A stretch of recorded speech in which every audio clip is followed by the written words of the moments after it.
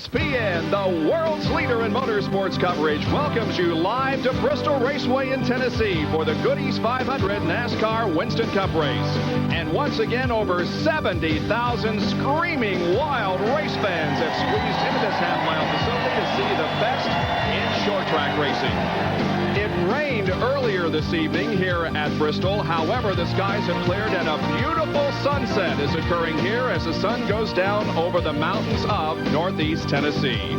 This is the first race in the second half of the short track season. The quest for the Cup standings, Dale Earnhardt up 79 over Ernie Irvan. Mark Martin is back to third, but by just 7 over Rusty Wallace. Ken Schrader is 74 behind Rusty. Ricky Rudd leads the second 5, but only 296 points separate 6 through 10. Hi, everyone. I'm Bob Jenkins. Welcome to our annual gathering under the lights here at Bristol, where the banks are at 36 degrees and there's trouble lurking behind every corner. I guarantee you, in the next 3.5 hours, we're going to squeeze in some exciting stock car racing for you here tonight. And I also guarantee you that in the next couple of minutes or so, squeezing as much information as possible, are 2 pit reporters, John Kernan and Dr. Jerry Punch.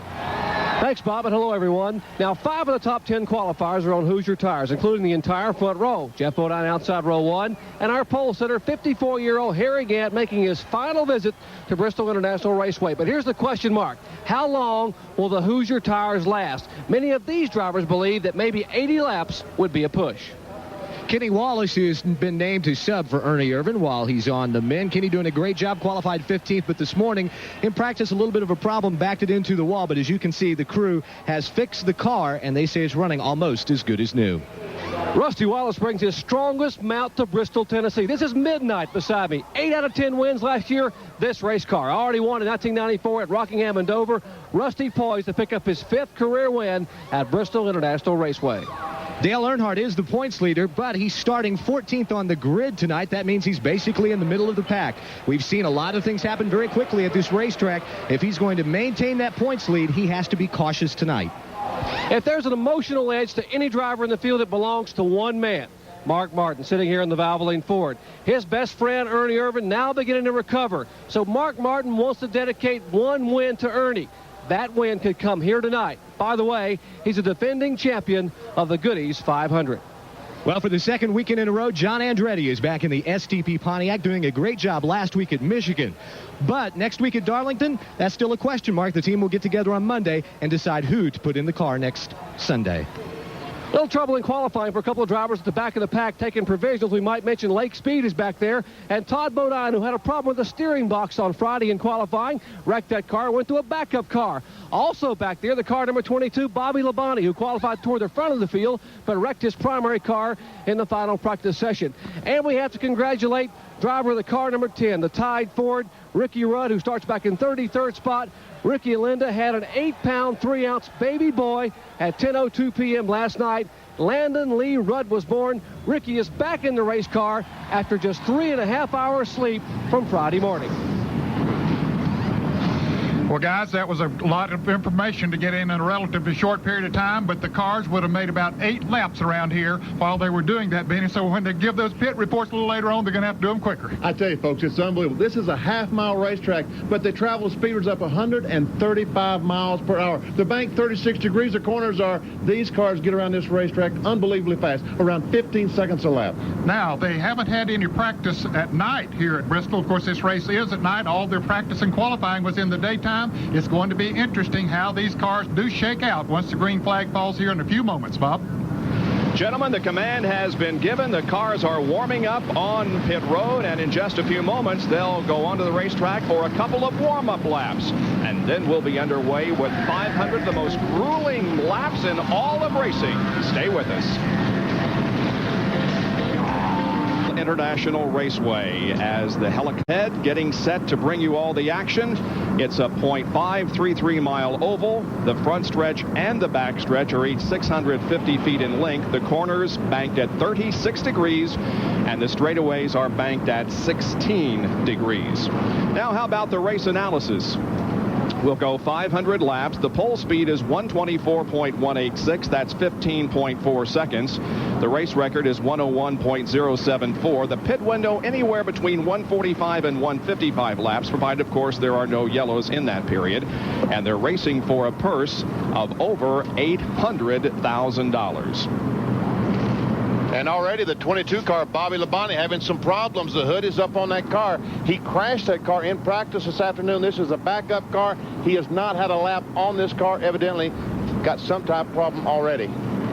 Let's take a look now at the starting lineup for tonight's race. On the pole is Harry Gant, his third career pole at Bristol in 31 races at 124.186, a new event record. Harry, of course, in his final year of competition. Jeff Bodine will start outside the front row in the Exide Batteries Ford car number 7. In the second row, it'll be Terry Labonte in the car number 5, Kellogg Chevrolet. Outside the second row from St. Louis, Missouri, in the Miller Genuine Draft Ford car number 2 will be Rusty Wallace. And as we take a look at the rest of the starting lineup, gentlemen, there are 8 drivers that are on Hoosier tires tonight, and all of them have qualified in the top 20. And I tell you what, right now the crew chiefs are telling the drivers, look, this is Bristol. You got to be patient. Be patient. Now, in about 20 laps, when they get hung behind someone and can't get by them, the crew chief is going to say, pass that guy, pass that guy. So what do? Be patient. That's what you need to be. Kenny Wallace will start inside row number 8. He won the Busch Grand National race here at Bristol last night, substituting for the injured Ernie Irvan. Jerry, what's the story on the 22 car? Bob, we told you they went to a backup car. Apparently, when they pulled the backup car, they had to change the steering box, and they forgot to fill the steering box with fluid. They had to rapidly fill that steering box. It'd be tough to turn this track with no fluid in the steering box. He wouldn't turn for long, that's for sure, but they were able to fill it, and we're set for green flag racing. They'll go at least one more lap. Ned, we hear so much about pitting on the backstretch. There are 18 pit positions here on the front stretch. Is it as much of a factor now as it was a couple of years ago? Not as much now, Bob, because what they're doing is speeding up the pace car after it drops off the cars on the front stretch, so the others can those who are pitting on the back, get to their pits quicker. So it's not as big a factor as it used to be. Still a disadvantage, though. Take a look at the list of drivers who have gone home unable to qualify fast enough to make this field. They include Jimmy Spencer, Jeff Green, Dave Marcus. Phil Parsons was unable to make it, driving the number 14 car, Billy Hagan. In cars carried by Lake Speed, he'll be at the back of the pack. There's the roof cam on Jeremy Mayfield's car and the roof cam on Morgan Shepherd. Moving to the front of the grid, there's the roof cam on Ted Musgrave's car and on Mark Martin. And the green flag is out. We are racing in the Goody's 500 at Bristol.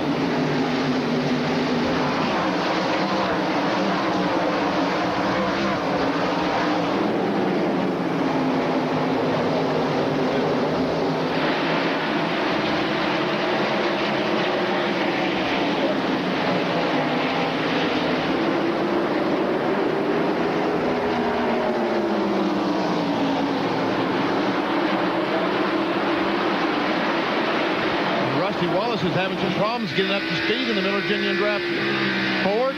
And Mark Martin got hung on the outside. How many spots did he lose? Boy, he must have lost about 8 or 10 spots. He got up there and couldn't get down on the low groove. That's where everybody wants to be in the early part of this race. But he finally did get in line, back in about 15th position.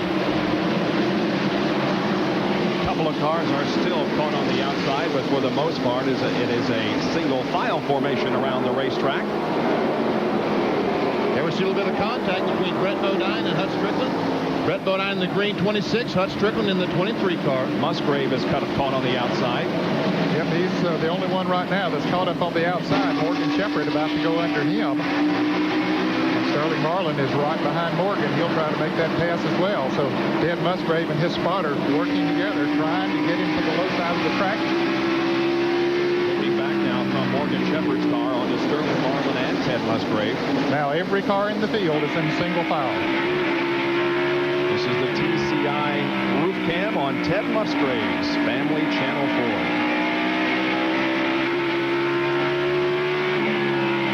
4. Ward Burton has just moved around. Joe Nemechek has taken over the 4th position.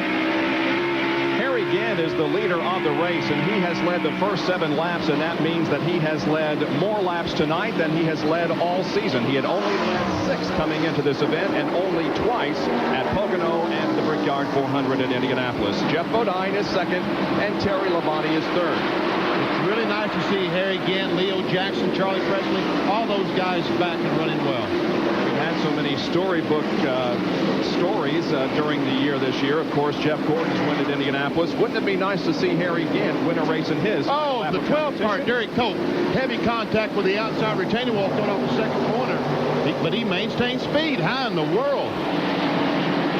And no caution. And Kyle Petty got hung up on the outside, almost hit the wall, all 4. Folks, we're just telling you about things you can't see, but they're happening all around the racetrack. Jeff Bodine now right on the rear spoiler of Harry Gant's number 33 Skull Bandit. All right, here's the replay now. Watch as the cars come out of the second corner onto the backstretch. Oh, contact there by Derek Cope. And the straight arrow of Bobby Allison forward. And that jammed the cars up back behind him. There he is. The back end gets loose, clips the wall, then back with the front end into the wall. I'll tell you one thing. I bet that car doesn't handle too well right now. Wow. Bodine still chasing Gant.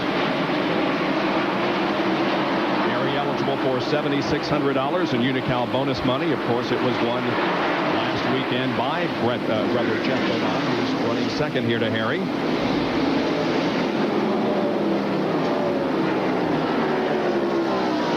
And Paul Andrews, the crew chief on the Exide battery car, telling Jeff Bodine, patient, now be patient.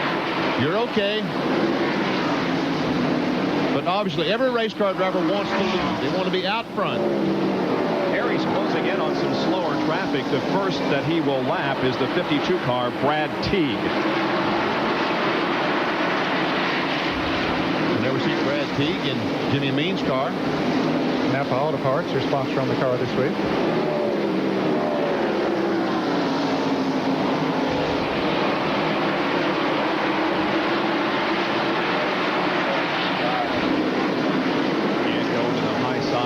In the first and second corners to get around him. And the 40 car is going the wrong way. He's on the outside. That's Bobby Hamilton, the Kendall Oil car. There's the camera on top of Morgan Chipper Citgo Ford.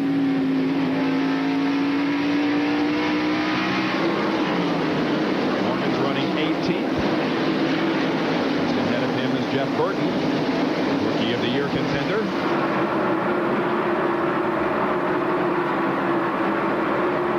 Shepard started 21st, so he has picked up 3 positions. And there are the first 2, Harry Gant and Jeff Bodine, as they come up on another slow car. That is Lake Speed, who had to take a provisional to get into the starting lineup. So now there are 2 cars that have been lapped here in the first 19 laps of this 500-lap affair at Bristol.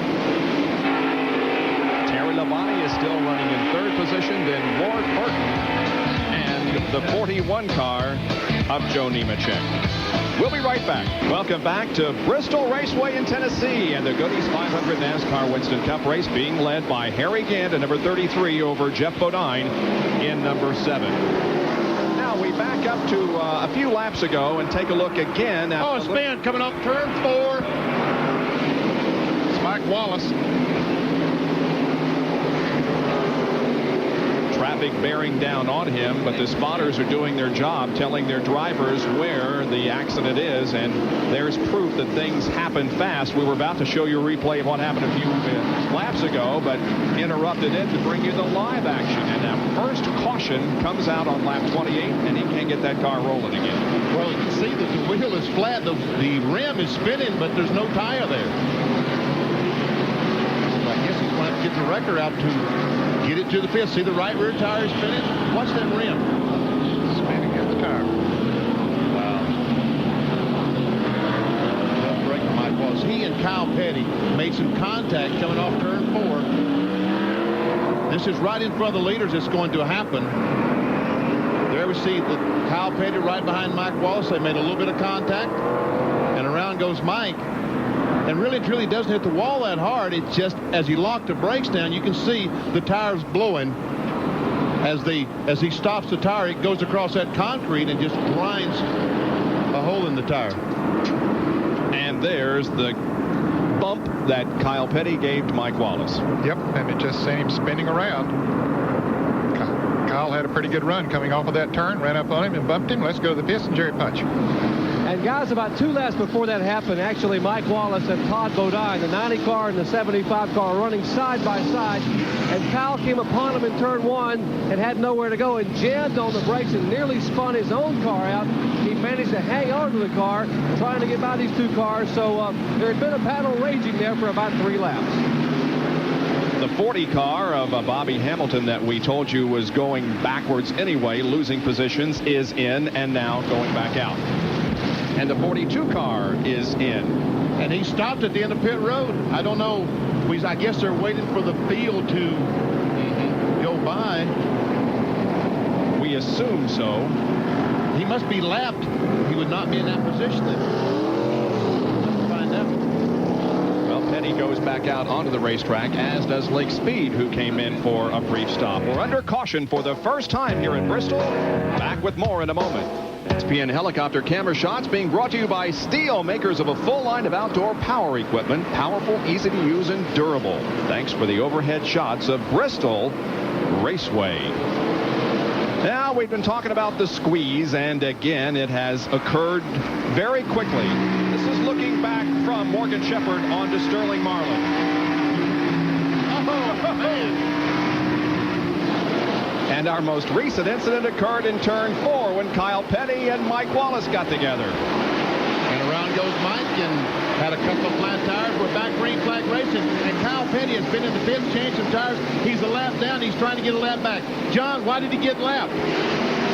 Petty, because he was near the tail end of the field. When he came into pit, they didn't have time to change 4 tires. Kyle was telling him over the radio, just go right sides only. But they had already taken the left side lug nuts off. So he had to sit there and wait until they got the left side lug nuts back on. He wound up losing the lap anyway, but right now he is on the tail end because he's gotten around here again. And something's wrong with John Andretti as he's down off the banking. Right rear tire is flat. The right rear tire is flat on the STP Pontiac. Tough break for Andretti. A young man who is trying to find a full-time ride. There you can see that it went down on the backstretch, and he just got the car out of the groove and let everybody go around. They did a great job of getting out of the way and maintaining control of the STP Pontiac. So John Andretti gets new rubber. John, are you there? Yeah, Bob, he's only taking right side tires only. I'm looking at that right rear tire. I don't see a puncture mark, but you can see the rear bumper that someone had run into the back of John Andretti. He's lost 2 laps as the battle up front continues between Harry Gant and Jeff Bodine. You can see both of them have put Kyle Petty a lap down again. Terry Labonte still running 3rd, then Joe Nemechek and Rusty Wallace.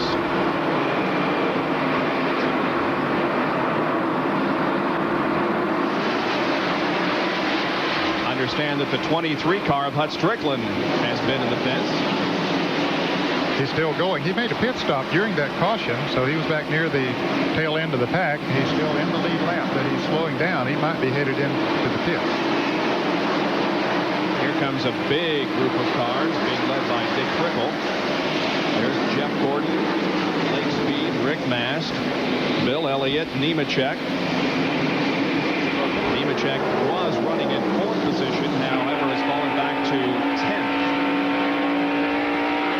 There's the camera on top of Lake Speed's 4th volunteer car. See Earnhardt back there on the inside of Nemechek, taking that spot away. Earnhardt's back in about 10th spot now. 12th they're showing him, Denny.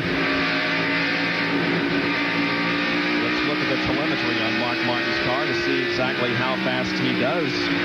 Well, it won't be quite as fast because he's on the outside trying to lap Lake Speed, so he won't go quite as fast here as he would there. He has cleared him. Earnhardt coming up now.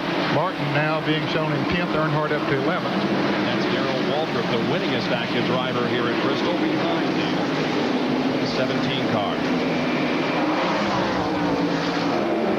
And we see Hut Strickland, the Smoky Joe car down on the apron of the racetrack as the leaders went by. Yeah, he has been in the pits, Benny. Whatever damage he did when he flipped the wall there a moment ago, I guess he went in to get that repaired. It was reported this week that Hutt will be leaving that team at the end of this year, so Travis Carter will be naming someone else to drive the Smoking Joe's car.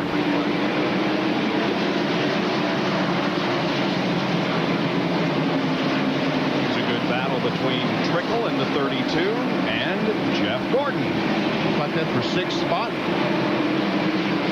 Trickle had himself a great qualifying run here. What a short track specialist he really is.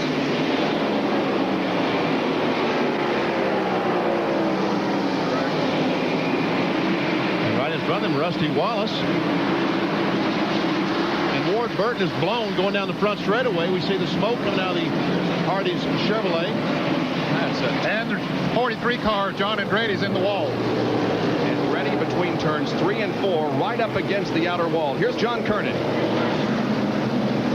Well, Neil, this is the right rear tire that came off of John Andretti's car earlier, and you can see he got together with the yellow car out there. They knocked the valve stem out. That's why this tire went flat. And now he has even bigger problems because he has damaged the rear end of that car immensely and is finally off the racetrack. But John Andretti is having a tough time here in the early going. There's a lot of damage to that car, and unfortunately, that's where they put the fuel in the car back to the left rear. So we can see where he's dragging. He's going to have a lot of trouble filling the car up with gasoline. There's Ward Burton's Hardee's Chevrolet. He was smoking. Now, whether he put anything down on the racetrack, any oil, I don't know. He was up as high as what, 4th, Ned, I believe? Yes. And the 16 car, Ted Musgrave, is also in for a pit stop. And there's King Richard directing John to go behind the wall so they can take a look at that car and see if they can't get it back in the race. Here's the Rick Mast car that's in for a stop. Joe Nemechek is also in. Both of those drivers are on the Hoosier tires, so they run about 49. They're on their 50th lap right now, so I guess they wanted to come in and get those tires off, see how they're looking. Ted Musgrave was in. Of course, he's going back out, and they're under the hood of the Hardee's Chevrolet. A little bit more serious situation for both Ward Burton and John Andretti, who caused our second caution of the evening. Back in a moment. We welcome you to Bristol Raceway in Tennessee for the Goody's 500, the 22nd race of the 31 race NASCAR Winston Cup season. And Ward Burton is having problems. Here's Jerry Punch. Well, Bobby qualified 7th and came toward the front in a hurry. Ward, you were coming in a hurry. What happened? I really don't know, Chuck, but Hardee's car's running great. Tires are doing good again. We just can't last long enough. One day we're going to get this thing all together, though. Was it a valve, Ward, or something else in the engine? It acted just like it did at Michigan last week. I think it did drop a valve. Well, a puff of smoke. He started 7th, had just passed the Terry Labonte car to take the 3rd spot when suddenly it came apart. Bob? All right, Jerry, so Ward will watch from the sidelines, at least for the moment, as we get set to go back to racing on lap number 54. The pace car is in, the crowd rises and cheers the green flag as it waves, and Harry Gant leads them down to resume racing. Bobby Labonte has positioned himself between Gant and Jeff Bodine. Labonte a lapped car.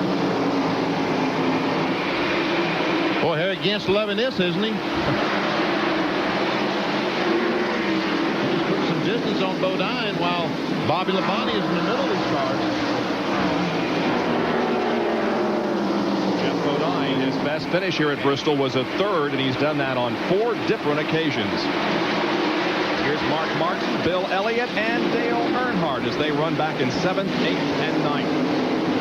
And right behind these guys is Darrell Waltrip, who started 16th. He has the Western Auto Chevrolet on the move. There goes DW. 12 times he has taken the checkered flag here at Bristol.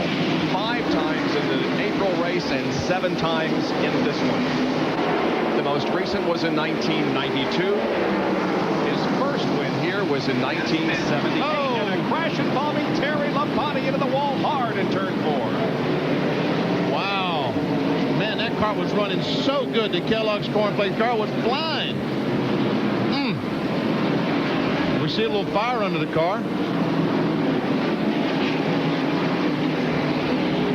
Terry Labonte wanting, among other things, to move into the top 10 in points. He's 12th going into this race, but didn't catch a break tonight as the yellow comes out for the third time as his car is against the wall in the fourth turn.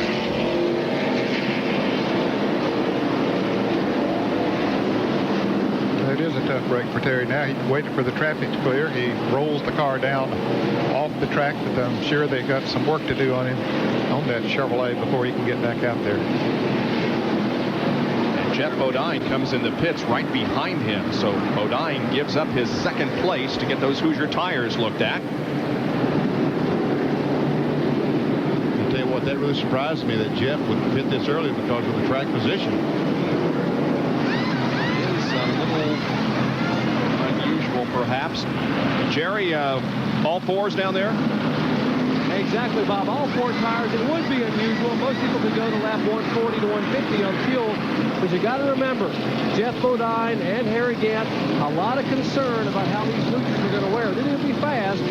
But what about the wear on the car? So they're also looking at the front of the car. Apparently, some indention on the hood of the car. They were trying to get the hood bowed back down because you can't get the front of the car clogged up. The car will definitely overheat here in Bristol. I see he's made contact with someone and knocked the hood down the car, and they're concerned about the car overheating. Here's a replay of the incident involving Terry Labonte. Couldn't see whether he got help. Well, the Lake Speed looked like the next car directly behind him, and whether or not there was any help there, we don't know. See the car scrambling down on the flat part of the racetrack. Here's Rusty Wallace's view.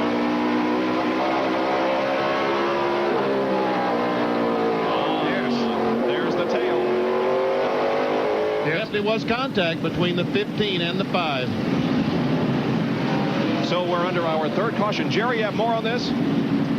Paul Andrews told me that when they hit the back of Harry again at the first caution flag, when it came out, the 7 car said the hood was crumpled in, and now we're beginning to show a little bit of water temperature. So, hey, we got a great car, but we don't want to cook it early. Okay, that's the reason that Jeff Bodine came in, that and to get all 4 tires replaced. The lead continues to be held by Harry Gant. Now, here it is from Lake Speed's vantage point. Boy, it didn't take much of a bump there to send him spinning because it was in the turn, and you're almost out of control when you're in the turn anyway, and just that slight bump by Lake Speed spent Terry around. 61 laps have been completed here at Bristol. Rusty Wallace has now moved to second. We'll be right back. We have resumed racing after our most recent caution, which was out for 5 laps. As you can see, Kyle Petty had his lap back, but now loses it to Harry Gant once again. Kyle got a good start, jumped on the inside of Harry and got back out in front, but now Harry is passing back, so Kyle goes a lap down. There are 26 cars in the lead lap. Rusty Wallace and Jeff Gordon are running second and third. They too have gotten around Petty.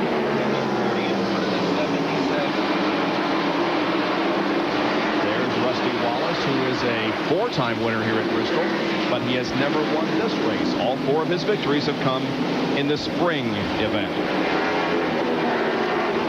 We can see that Harry Gant, once he got in front of Kyle Petty, just pulls away. The 40 car of Bobby Hamilton, which had problems early, apparently has gotten them solved, Ned. Yeah, he made a pit stop during not this last caution, Bob, but the one before, put new tires on it, made some adjustments, and he has really been coming back up through the field since then. And Jeff Gordon has taken second from Rusty Wallace. You can see how quickly things happen and how quickly we have to make our camera cuts to show you all the action. But Jeff is ahead of Rusty now. And there see this pack of cars going by Lake Speed. And there were a lot of cars taking advantage. Bill Elliott was passed by a couple of cars by Earnhardt and Darrell Waltrip as he tried to get alongside the 15 car. Also, Bobby Hamilton was able to get by. Might update you on the tire situation. The report from those taken off of Jeff Bodine's car was that they're showing pretty good wear, and the others should be able to run 40 or 50 more laps on the set they have on the car. That's a report from one of the Hoosier representatives. Said they looked at the tires and said they should get another, you say, 40 or 50 laps with no problem. On top of Morgan Shepherd's Citgo Ford, that's Craig Sachs just ahead in the U.S. Air car. For you you can gain positions quickly and you can also lose them. Look at this. Wallace just slightly out of the groove, and Jeff Gordon and Kyle Petty pass by on the bottom side of the racetrack. Yeah, there's usually someone to fill a hole if the one opens up. Here is Morgan Shepherd working on Greg Sachs. 19 Fords, 12 Chevrolets, 5 Pontiacs, 28 of the cars. Oh, my goodness. 20 of the cars started on Goodyear, and what was that, 8 on Hoosier? I thought they made some contact. And there goes Morgan around the 77, and now here comes Kenny Wallace in the 28, substituting for Ernie Irvan. That puts Morgan in the 10th position.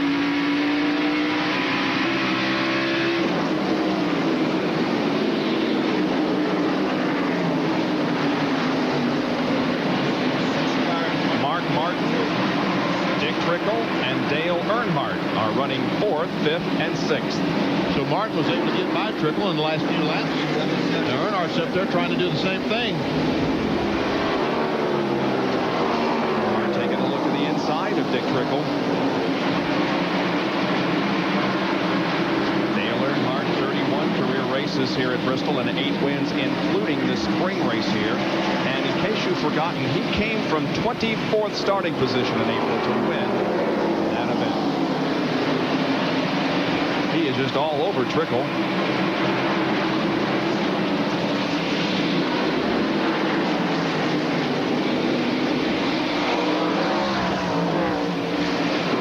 That's my camera shot from my robotic camera.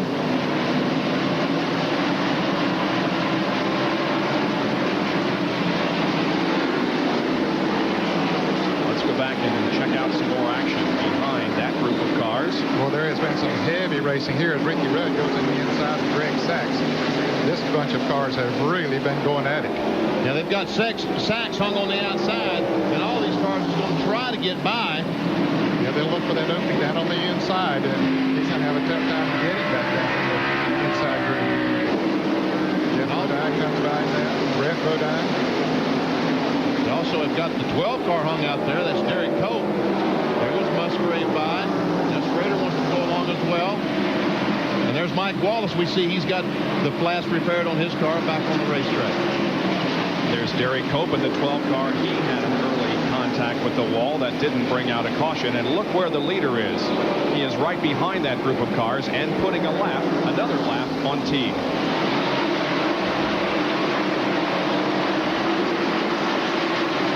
Again, there's some heavy traffic right there that he's got to weave his way through. He's got about a 10-car length lead over Jeff Gordon. Now Sachs moves down out of the way, gives him running room. So they single out in front of him, so that makes the job a lot easier.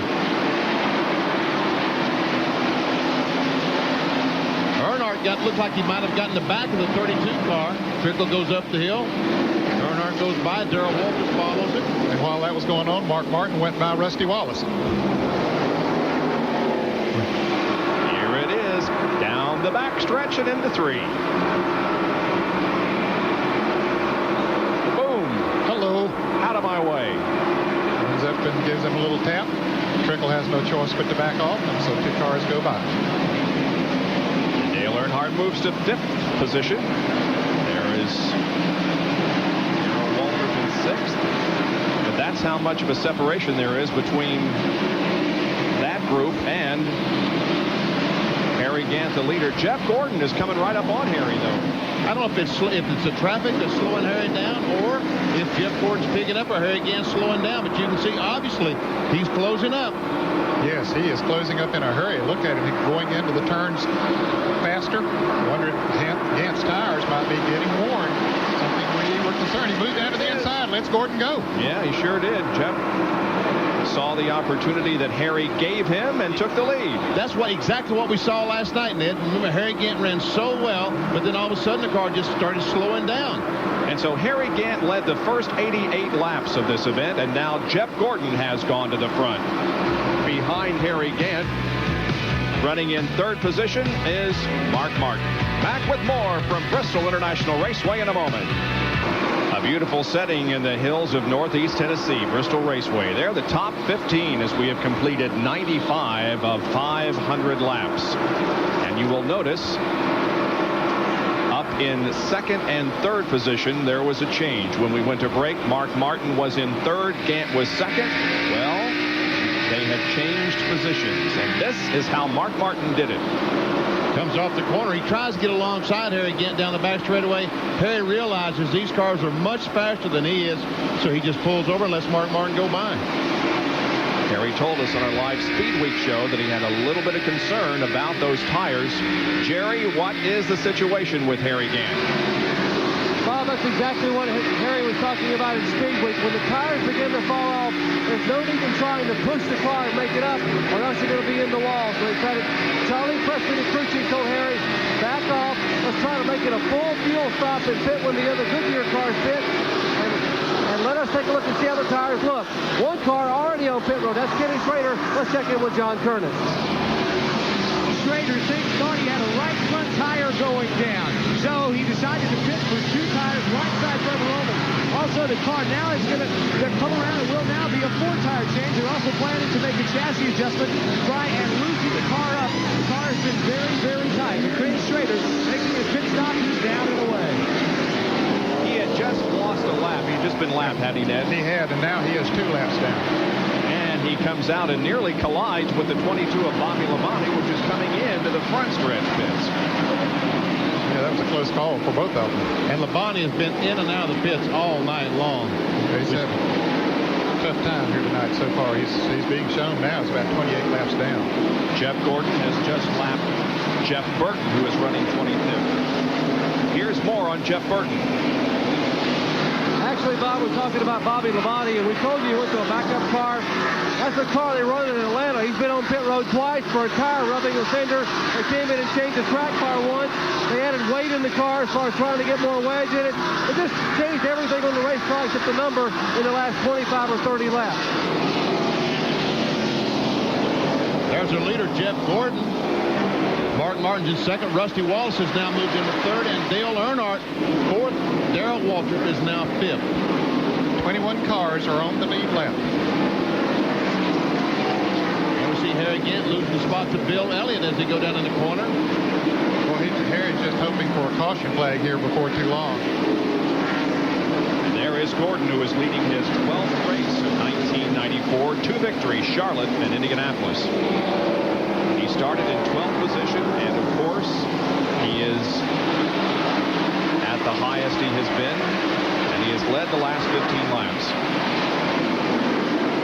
And he's right behind a bunch of heavy traffic. I see Rusty Wallace and Dale Earnhardt as they battle for third position.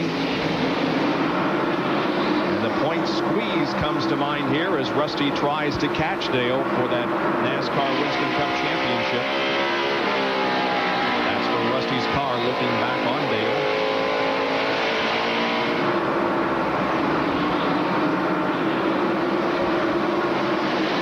Oh, and the 15 car spins all around, right in front of Wallace and Earnhardt. He makes a 360, keeps going. Caution is out. Amazing how quickly these drivers have to react, and most of them are able to. Here comes Jeff. Here's Musgrave trying to beat him back to the line. He does. And I think maybe Jeff Burton might have got. Yeah, that was close, but I think maybe he did. The 77 car of Greg Sachs got one of his 2 laps back. There's our second place car, Mark Martin. Now I think we'll be seeing all the cars pit, don't you, Ned? Well, I don't think there's any question. Yes, they'll be coming in. Tough break for Kenny Schrader. He made a pit stop, changed 4 tires. Now these guys get to do it for free. Steve Grissom had just made a pit stop about 5 laps ago, and here come the leaders down pit road right now. Being led by Jeff Gordon. Mark Martin is behind. Here comes Rusty, Dale, Darrell, Trickle, Elliott, Matt, and here's Jerry Punch. As you watch all the leaders pit here on the front stretch, I will remind you, this is a big break for Harry Gant. They were going to pit him next lap 5 when the caution came out. A big break for Gant. He would have pitted under green and lost at least 2 laps. Most of the front runners getting 4 tires. Jeff Gordon, the first one off the jacks. He is down pit road at 35 miles an hour. Also out of the pits, Mark Martin. Here's Rusty Wallace. Gordon, Martin, and Wallace. Let's check into the back pits and John Curtis. Morgan Shepherd is in. Right side tires changed by the Wood brothers. The car is a little bit tight. As you see, Jeff Gordon, Mark Martin, Rusty Walls, and Dale Earnhardt flash down the backstretch. They will make a chassis adjustment in the left rear on Morgan Shepherd's Cisco Ford. And now Morgan is finally down in a way that several cars come off the pit road here on the backstretch. Brett Bodine pulling out just ahead of him. And we have a replay of the spin involving Lake Speed from his roof cam.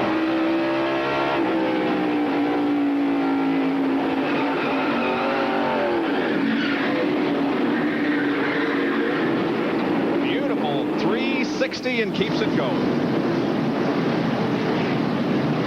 So pit stops continuing on the back stretch, but the field is reassembling for a resumption of action here in the Goodies 500 at Bristol Raceway. Missed one lap of competition as Jeff Gordon continues to lead. He has 3 top 10 finishes in the last 5 races. Although his 2 wins have come on super speedways at Charlotte and Indianapolis, Jeff Gordon is no stranger to this type of racing. He cut his teeth, of course, in sprint cars and midgets on tracks like Winchester in Indiana. That's very similar to this. And Salem, Indiana. Yep. Similar racetrack similar to this. On top of Mark Martin's car, Mark is running second. Dale Earnhardt is third. Rusty Wallace is fourth. Dale Jarrett is fifth.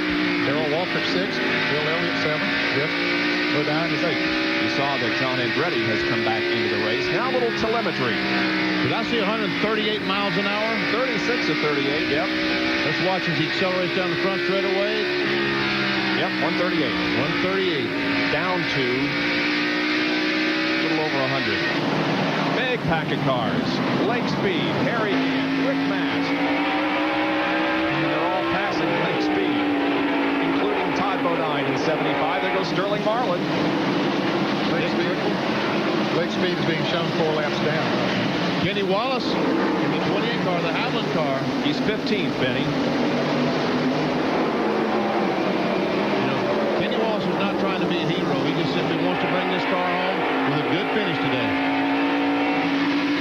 Mark Martin is about to pass Jeff Gordon. He does it. Hey, we have the 3rd leader of the afternoon.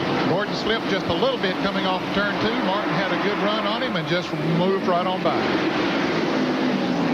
I think someone said Mark Martin is the defending champion of this race. That was part of his 4 in a row last year, and this is the 14th race that Mark has led in 94. Martin and Wallace, of course, in a heated battle in the points positions. You can see Mark's the rear of the car bottom out as he comes off that second corner. Here's Todd Bodine, Kenny Wallace, Brett Bodine, and Joe Nemechek as they battle for 9th, 10th, 11th, and 12th. And the 13th place car is Morgan Shepherd, with whom we ride.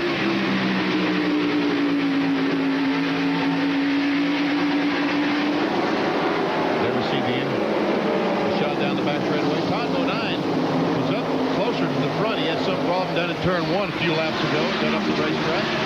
Several cars got by him. Now he's trying to get by Greg Sachs on the outside. And he makes the pass. Kenny Wallace will try to do that same thing. Well, we've been talking about tires all night. Let's see how the wear is going. Here's Dr. Punch. You won't wonder why Harry was slow when I show you this. Now, the right rear tire was completely worn out. The left front was beginning to wear. But let me show you the left rear. This is the left rear. You see the heat here in the tire? That is where the tire has begun to blister. As I roll the tire along, you see the heat in the inside of the tire is beginning to peel away some of the tread. And Harry Gant, in about 3 laps, would have been in serious trouble. Bob? So he did need that caution period to allow him to come in. Look at this action. These guys split the 77 car going in turn 3. Ricky Rudd was able to get by Musgrave. There comes Jeremy Mayfield. The 98 car is the Fingerhut car. That's the camera on top of that automobile.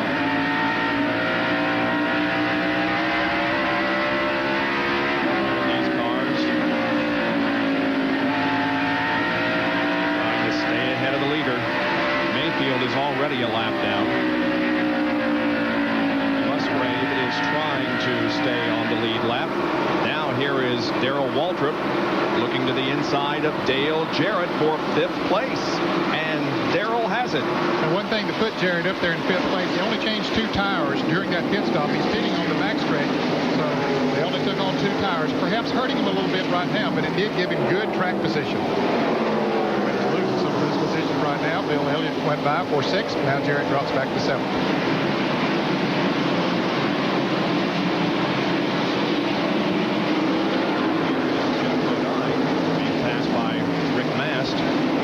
For 9th spot. And since Jeff Bodine made that pit stop, his car has just not been up to speed like it was early in the race.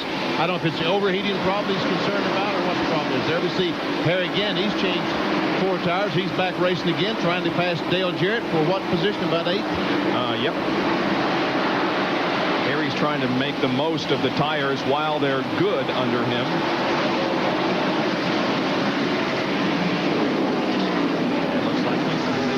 Inside of Jarrett, and Harry Gant takes away the 7th spot. Go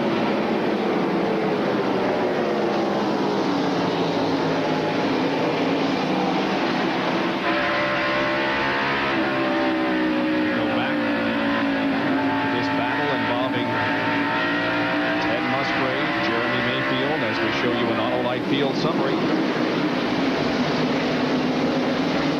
For position is between the 10 and the 16. Mayfield is not on the same lap as Ricky Rudd and Ted Musgrave. Musgrave and Rudd are running 20th and 21st. They were just about to go. In fact, Ted Musgrave had gone a lap down, but he beat the leader back to the start-finish line during the last caution. He got back in the lead lap, and Rudd was just not far from going a lap down before that last caution. I'll tell you what, if these guys don't pick up the pace, Ned, they'll have to do the same thing again, because Martin, the leader, is gaining on them considerably. He's in the same straightaway as these 2 cars.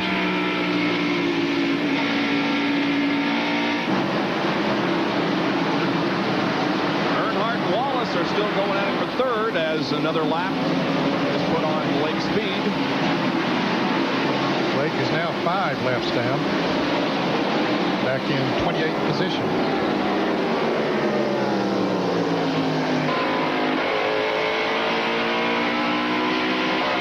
That new uniform of Rusty Wallace, that nice gold uniform. How about that? First time I've seen it. I'm sure it's a lot cooler than that black that he's been wearing. Yeah. Look at him flex his right arm there. Did you see that? I can't imagine making 2,000 corners on this racetrack. Well, the lead continues to be held by Mark Martin, who after his win a year ago finished 21st in the spring race here at Bristol. Back in a moment. We are under caution for the 5th time this evening. Jeff Bodine came in for a pit stop. Some pit stops also being accomplished on the backstretch. Mike Wallace going out. We're under caution because of a spin involving Hut Strickland. Going in turn 3, I did not see the accident. I saw the aftermath. He backed in the wall with the right rear. We saw John Andretti back in the wall over there with the left rear. This Hut Strickland's damage was to the right rear of the car. There we see the Smoke and Joe car in the back pits. They got the hood up. So that's going to be in for a while as damage is repaired on that car. And Jerry has a report on the pit stop that was made by Jeff Bodine. On the previous caution on lap 110, Bodine came in and only took 2 tires on the right side. Now, that didn't help the car very much. He went back out, and when the green came out, Benny Parsons noted that Bodine wasn't running that well. Well, the car was so loose, Benny, he couldn't drive it, so he was obligated to come in this time and change all 4 tires. Hopefully, that'll tighten the car up a little bit for him. He was having trouble keeping the car on the racetrack entering the corner. Jeff, one of the Ford drivers, and they have had a very good year so far. Ford has led 4,755 of the 5,973 laps, 80%, while Chevy has led 20%, and Pontiac only 16 laps so far in 94. The manufacturer's standings indicate that Ford is just 2 or 3, I believe, 3 races. If they have wins, they could clinch the championship. 168 to 145 is the point standings with Pontiac at 86. We're about to go back to green as the crowd is up once again. And this is an enthusiastic crowd, isn't it? This is as good as it gets as far as crowds are concerned. I think I'll stand up and watch the race myself. The 22 car of Bobby Labonte continues to have problems, and it is on the front stretch pit as we are within a half lap of going green. Harry Gant, the pole sitter, also made a pit stop that last time. By the way, Labonte is 32 laps down. Well, they rise again, Benny. Here we go. Green flag is waving on lap 148.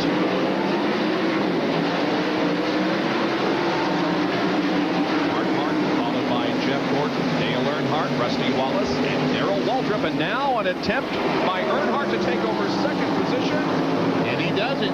He does. Jeff Gordon was trying to get by Derek Cope on the outside when he came off the second corner. He got a little bit wide, and Earnhardt ducked under to take over the second spot. And meanwhile, Jeff Burton is trying to get by Mark Martin. Jeff still trying to get his lap back. He is running 22nd.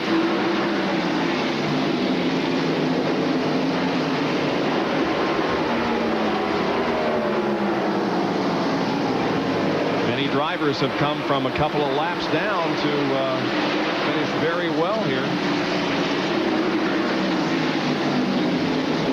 And we can see right now with the fresh tires, heavy traffic all the way around this racetrack. Ricky Rudd got himself caught on the outside. They lost about 5 or 6 positions. Todd Bodine's running 12th. Make that 11th. He started 36th, so another good run after a poor qualifying effort by Todd. He has been up as high as 9th. There are a couple of the Hoosier drivers, Gant and Bodine. They started on the front row and are trying to weave back up through the traffic.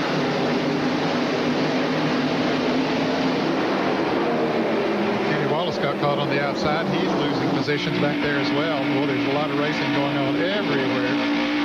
Here's Todd Bodine. Lost a position. Now he's trying to get it back, going on the outside. Wow. He just drove in on the outside, didn't he? Yeah, he did. While we're watching that, a little contact there between Musgrave and Bodine. While we're watching this action, both Jeff Burton and Derek Cope got their laps back. So now 23 cars are on the lead lap. Here's another battle. That's Jeremy Mayfield. To the inside of Kenny Wallace. Kenny Wallace is having some problems. He's hung on the outside. I thought once he got back in line, he'd be okay. But once he got back in line, other cars passed him. So he is not handling as well as he would like, obviously. He's in 20th position. Kenny Wallace is in the Haviland Ford. Once again, we see Ricky Rudd hung on the outside.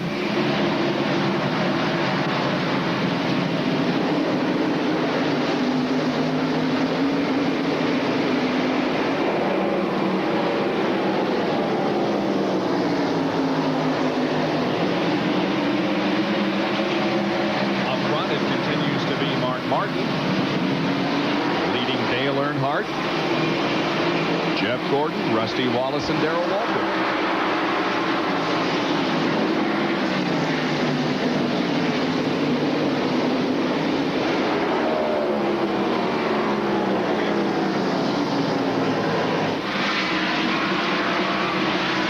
We'll show you another field summary. Dale Earnhardt failed to lead a lap at Michigan last weekend for only the 7th time this season. Oh, we got a spin coming up. Big problem here, but amazingly, nobody's hurt real bad. Kenny Wallace was involved. What happened, Dale Jarrett and Todd Bodine got together coming off of turn 4. Jarrett was on the outside of Bodine. They got together coming off the turn there, and that just jammed everything up behind there. Kenny Wallace did a 360, kind of like Lake Speed did a little bit ago, and round he went. Mike Wallace was also in the mix. Let's see who else. Well, here, see, Todd Bodine was actually in front of Dale Jarrett and came back up there. Jarrett hit him a little bit, and then they just jammed up behind. It was sort of a chain reaction type of a deal. Brett Bodine and Kenny Wallace spun Jerry Punch is in Mark Martin's pit. And Martin will pit, as will Dale Earnhardt, further up pit road toward turn 1. We expect to see a 4-tire change here. Right side tires already coming off. And we'll make a chassis adjustment in the right rear. And about around to the corner. Gordon is down. He's out of pit road. And here comes Rusty Wallace. He is down. Here is Mark Martin as they dash back to turn 1. It'll be Earnhardt, Wallace, and his Martin. Let's go to the back pits and John Kernan. Michael Walker has already changed 2 tires. He's back out on the racetrack. You're looking at Sterling Marlin. He's a 4-tire change. Also, he's had some contact out there on the racetrack. The grill was pushed in. They have pulled that out. Sterling Marlin rolling back on the racetrack. Did Jeff Gordon get 2 or 4 tires? Evidently changed 2 tires. He was out awfully quick, wasn't he? Joe Nemechek will be leading the race. Ted Musgrave should be in second place. I'm going to take a look at this from Morgan Shepherd's car.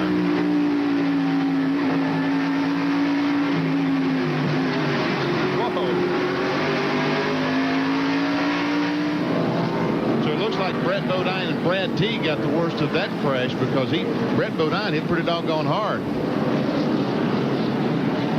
This is our 6th caution period of the evening. Kenny Schrader got some damage as well. We see him trying to pull the Bears head back out where it looks like a... And there's the damage sustained by Brett Bodine's Quaker State Ford in that most recent incident.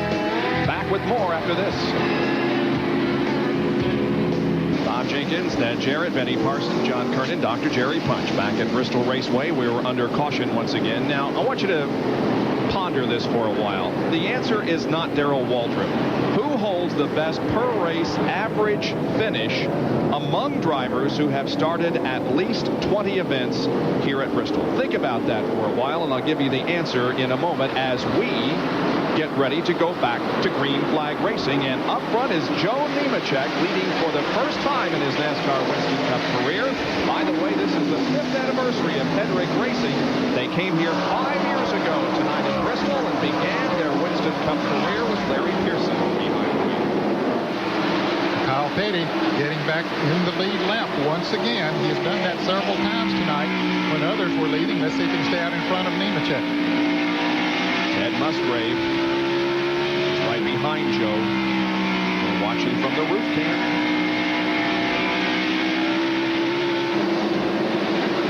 Dale Jarrett is 3rd. Morgan Shepherd is 4th.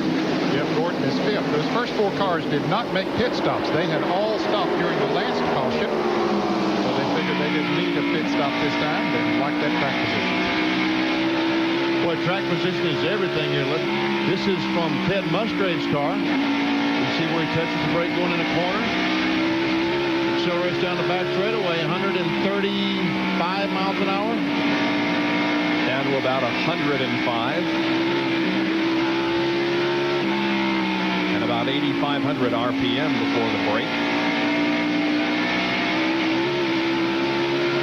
Dale Jarrett is right behind, in fact, beside of Ted Musgrave, and Dale Jarrett goes to 2nd.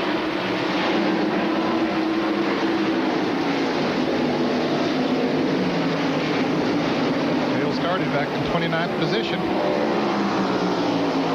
Ted Musgrave, his car not handling too good right now. Rick Sachs comes back by. I don't know if it's handling or what it is, but he's... Oh, my goodness. Dick Trickle almost spun down the front straightaway. It's as close as you can come to reckon without. But Strickland comes back out in the Smokin' Joe's car as we watch all of this action.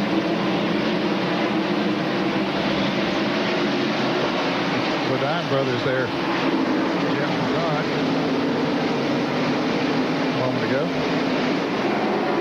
There's Strickland out on the inside. Bobby Hamilton has been running up on that outside for a good portion of this race, and his car sticks up there. I'll tell you what, if he could get that groove worked out, he's got a spot on the racetrack that no one else is trying to run there. Yeah.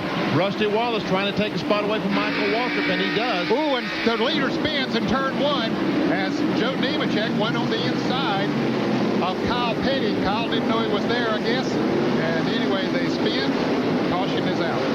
I don't know whether Nemechek sustained any damage or not. I think maybe he got by unscathed, but he, of course, lost a lot of track position as Kyle Petty is now back underway also. Greg Sachs got his lap back during this little deal. All right, let's look at it again. Here we go down the front straightaway. Nemechek gets a run off of turn 4, moves on the inside of Kyle Petty. Kyle comes down into the groove like he normally would. Perhaps didn't know that Nemechek was there. Nemechek hits him, spins him around, and they do a little other touching there. And there's Greg Sachs getting by Dale Jarrett as Jarrett takes the lead, and everybody gets by these two cars and goes on around. And Jerry Punch is in Joe Nemechek's pit. Well, Joe Nemechek was just getting ready to maybe take it easy a little bit and try to be easy on those Hoosier tires, but apparently he's going to take it easier than he'd like. He's on pit road now, changing all 4 tires. The grill completely missing from the front of the car. They may want to put some wire back across that. They will change right side and now left side tires. You see the contact point where he hit Kyle Petty as the entire front grill is missing in front of the radiator, but he is down and away after a 4-tire change. Ted Musgrave pulls out right behind him. Well, let's take a look at the rookie points. And Nemechek is within 5 of Jeff Burton. Steve Grissom is 3rd in the rookie points. Andretti is 4th, and Mike Wallace is in 5th. Who else is involved in this battle? Ward Burton, Loy Allen, and Jeremy Mayfield with 100. Tell you what, Joe Nemechek had some problems starting out the year, but the last few races, he has really been up front. You bet he has. Back with more live from Bristol International Raceway. Welcome back to Bristol. Which driver holds the best per race average finish among the drivers that have started at least 20 races here at Bristol International? Dan, you want to venture a guess? Well, you know, I would have thought maybe it'd been Darrell Waltrip, but maybe we go back a little bit further than that to BP. Ladies and gentlemen, it is Benny Parsons. You're kidding. 7.583 average finish in 24 starts. Congratulations. I wish he'd paid more money. Wow. Jerry Punch is with Terry Labonte. Well, the driver of the Kellogg Chevrolet sits on top of the pit box, and Terry, not where you wanted to be. They work on the car behind you. How bad is the car hurt? It's pretty bad. The bent the rear end, the trailing arms, the control arms. It was a shame. Our Kellogg Chevy was running good. Lake Speed, I was trying to get by him. He was up there at the front, several laps down, and I got into the back of him, so I guess he paid me back getting in turn 3. If you see steam coming from the Kellogg's car, that's why. Terry Labonte just jumped out of the car a minute ago and sitting up here trying to cool off in the evening breeze, but he's still quite a bit hot. Bob? And there's some damage on Mark Martin's left rear. What caused that? I don't know. I'd say it's one of these chain reaction deals that we've seen. Somebody jammed the brakes and had to slow down right quick, and somebody else didn't. And once again, I thought we were going back green flag racing this time, but not yet. 1 lap to go. At 7:50 tomorrow morning, 4:50 a.m. on the West Coast. Join us for the Grand Prix of Belgium Formula 1 race from Spa. And as you saw during Speed Week earlier this evening, Rubens Barrichello will be on the pole for that race, and Michael Schumacher will start alongside the front row. I read that he qualified on a wet track with slick tires. Took a chance. There are the top 5 qualifiers. Spa, of course, has a history of rainy and foggy weather, so maybe that's the conditions under which they qualified. But anyway, Barrichello on the pole in the Jordan tomorrow for the Grand Prix of Belgium. All right, we're ready now to go back to racing here at Bristol on lap 184. Dale Jarrett has the lead. Jeff Gordon, Dale Earnhardt, Rusty Wallace, and Mark Martin are trailing.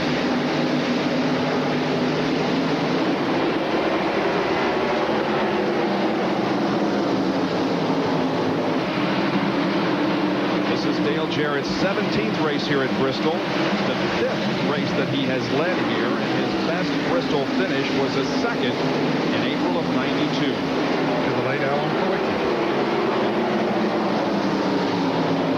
Go ahead, man. Outside pole sitter. Ooh, and he and Kenny Schrader get together. And that sets off again a chain reaction, and everybody gets by all right.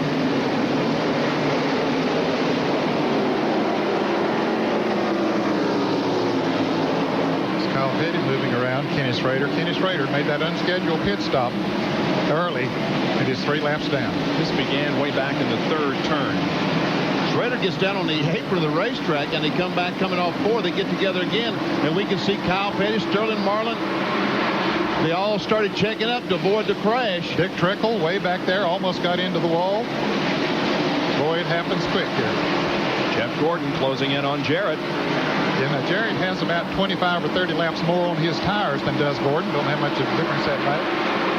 Plus, Jeff Gordon has been fast all night. Here's another group of cars battling for position. Bobby Hamilton looking to the inside of Ted Musgrave. And that's not your groove. You're supposed to be on the outside. Like that Pontiac will go just about wherever he wants to put it. Derek Hope and Brett Bodine also racing with Musgrave and Hamilton.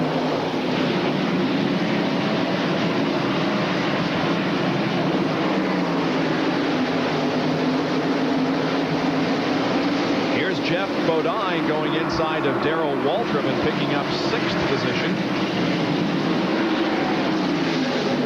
Yeah, I was worried about Jeff Bodine earlier in the race about 75 laps ago. I think I don't have to worry anymore. The car is running well. Rusty Wallace and Mark Martin are running 4th and 5th. And Rusty Wallace was struggling with his car at the beginning of the race, but on that first pit stop, they got on that right rear adjustment and started adjusting on the chassis, and they adjusted, and they adjusted, and they adjusted. A huge adjustment, and it looks like it's really working for Rusty because his car much faster now than earlier in the race. And boy, that team is so famous for that.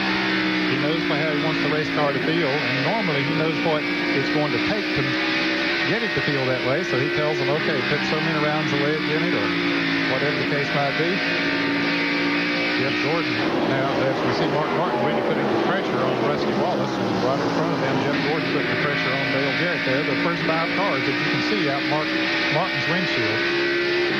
And Fords are battling for 4th and 5th. We showed you the statistic regarding how many laps Ford has led this year. And right now, 1st, 2nd, and 3rd are Chevys. Oh, and Jeff Gordon passes Dale Jarrett and gets the lead. Made it look easy. See the hood flapping on that 8 car. Remember last week when Jeremy Mayfield lost the hood on his car? If NASCAR sees that, Mr. Burton will be in the pits quickly. As a matter of fact, the guy at the flagman has the black flag in his hand. Now he's already been black flagged.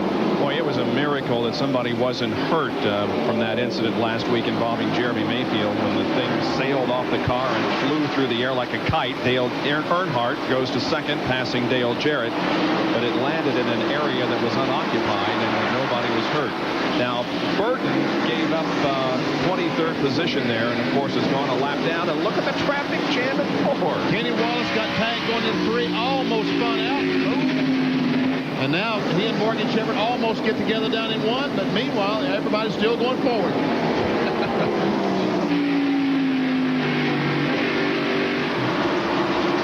Now watch this jam up as they move through the 3rd turn and go into 4. And Kenny does a nice job saving it. And now Morgan Shepherd's headed to the pits. Yes, Morgan Shepherd evidently has a flat tire because of that. And Dale Earnhardt has taken the lead. Now this is how Dale Jarrett lost the lead to Jeff Gordon a few laps ago in turn 3. He saw that Jeff had a good run on him going into the turn. He just gave him room down there, not taking any chances. And Jeff, with the faster car, moved on around. And now we can see that Earnhardt, in fact, has the lead. He's taking it away from Jeff Gordon, and Rusty Wallace trying to get by Dale Jarrett for that 3rd spot. Good battle back here for 3rd, 4th, 5th, and 6th.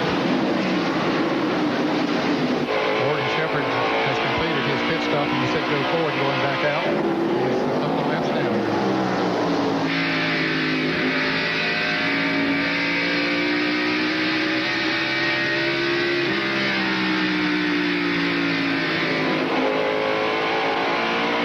Rusty, I don't think there's any question what he's faster than Dale Jarrett, and he's going to make the fast maybe going into turn 3. But look at Jeff Bodine shooting by Mark Martin. Bodine is on the move.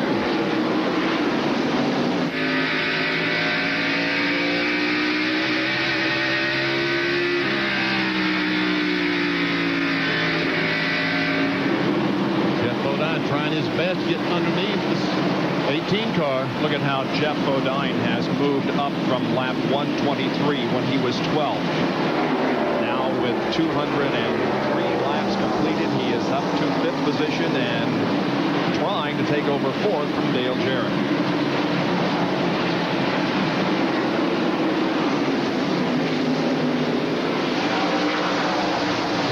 This time he'll get him going into turn 3. Jarrett will back off, won't fight him, and Mark Martin will come right in there too. Almost, not quite. That's one reason that Dale Jarrett did not fight any more than he did, because if he had tried to drive in on the outside of the 7th car, he was going to lose at least one more position. And he's going to lose that position now anyway if Mark Martin gets a run. Boy, Morgan Shepherd come in there with new tires on and almost ran over Dale Jarrett, but Morgan did a good job of going high on the racetrack and not hitting him. You see what those new tires will do. Morgan just came out of the pits. He's 3 laps down now. Shepherd had to brake, and that almost created a problem for Darrell Waltrip. And now those used tires that Dale Jarrett have is really showing up. And there is the leader, Dale Earnhardt, who has finished in the top 10 at Bristol 73% of the time, 22 top 10 finishes in 30 Bristol starts, and this is the 25th time that he has led here at the High Banks. We'll be right back. Laps, and Jeff Gordon tries to wrestle the lead away from Dale Earnhardt, but can't do it. Look at Earnhardt up on the high side. Is he letting Jeff Gordon go by, or is he trying to find him another groove, man? I believe he's trying to find him another groove, Benny. He realizes that Gordon is faster down on the inside, so he's trying to find him a groove up there. And while Gordon's trying to get around him, here comes Rusty Wallace, who's going to make the pass for second. So Rusty moves up a spot, and Wallace leads all drivers in short track points, earns thus far in 1994 by 51 over Dale Earnhardt. Look at that groove that Earnhardt is running. That's the highest I've seen anyone here in 2 years. Other than Bobby Hamilton, that we've seen him running up there some tonight. There is Jeff Bodine, who reasserts himself in this race, moving up to 4th.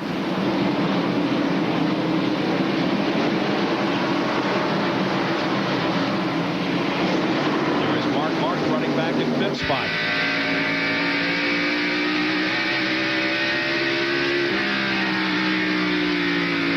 I'll tell you what, if Earnhardt gets that groove working for him, it's adios, because the traffic will be no problem up there. That's exactly right. He goes in low, lets it drift up in the center of the corner, and it's working for him here right now. Oh, Jeff Gordon spins after being hit by Jeff Bodine. Big crash on the backstretch. Gordon went in hard. Yes, he came off the 2nd corner, just like you said, and evidently he got off the gas, or Jeff Bodine really got a run and nailed Jeff Gordon as he came off the corner, and around went Jeff, and bam! Big time damage. That's too bad. Jeff had a good run going. Let's take a look at it.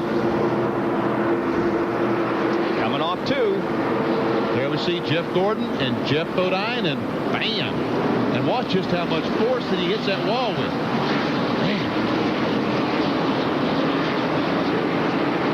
Leaders are in the pits. And it's our 8th caution of the evening. Jerry. Dale Earnhardt, our leader, takes the champion's pit spot all the way at the end of pit road. We're watching 3, 2, and 7. Earnhardt, Rusty Wallace, and Jeff Bodine, as they will all 3 pit here on the first stretch. Back up there. I tell you what, Rusty Wallace is through let that right side down so fast, I thought they had to change the tires, and he is moving. Meanwhile, the 3 car, they're changing the left side tires. Is he going to be able to move first? No. Rusty Wallace goes out. Earnhardt is now second. Bodine 3rd, then Waltrip. And here's John Kernan in the back pits. Well, as Rusty Wallace and Dale Earnhardt streak by along with Jeff Bodine, Dale Jarrett just completed a 4-tire change. They also took around the wedge out of the right rear. 35 miles an hour is the speed limit on pit road. Jarrett trying carefully not to exceed that.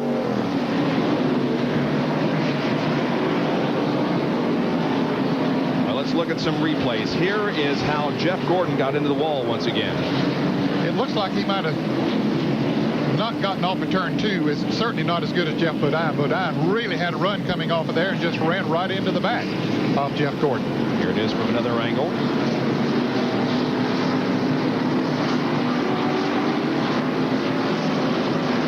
You see the flaps come up. We understand that Jeff Bodine is being placed at the end of the longest line. For aggressive driving, overly aggressive driving.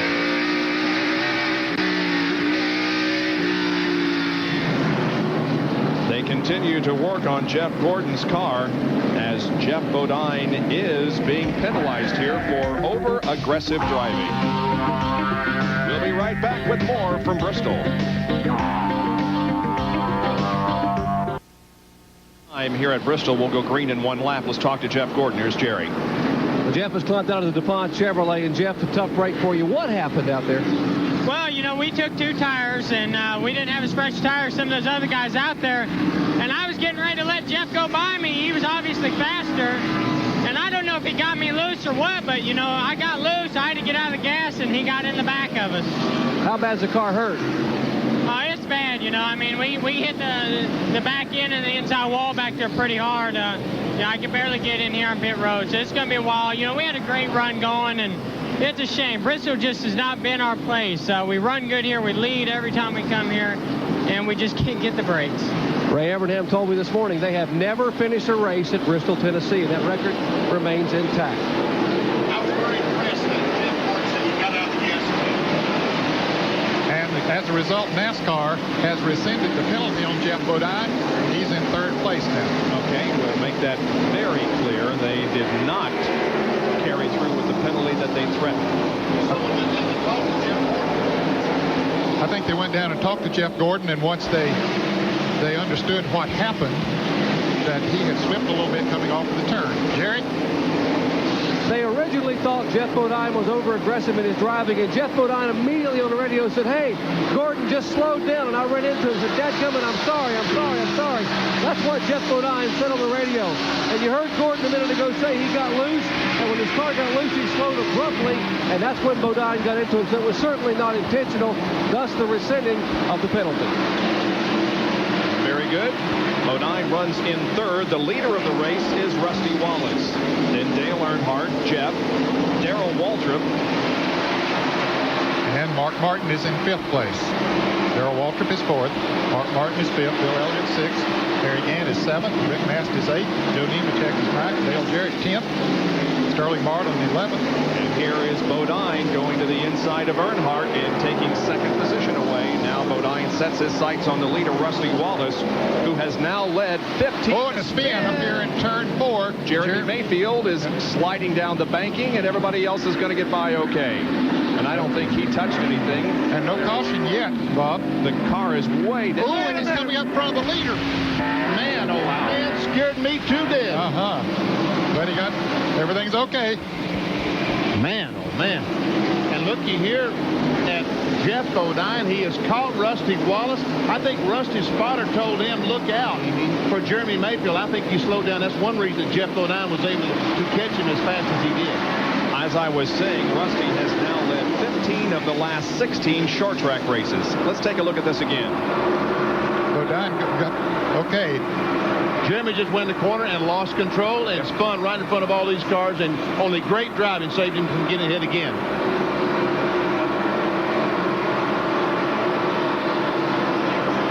And there's been a lead change, Bob, while we were showing that replay. Jeff Bodine got around Rusty Wallace. Jeff Bodine is now the new leader. He has led already tonight. Watch this. He goes up high, and Bodine goes by. Now, remember, we have an in-car camera with Jeremy Mayfield or a roof cam. Watch what happens.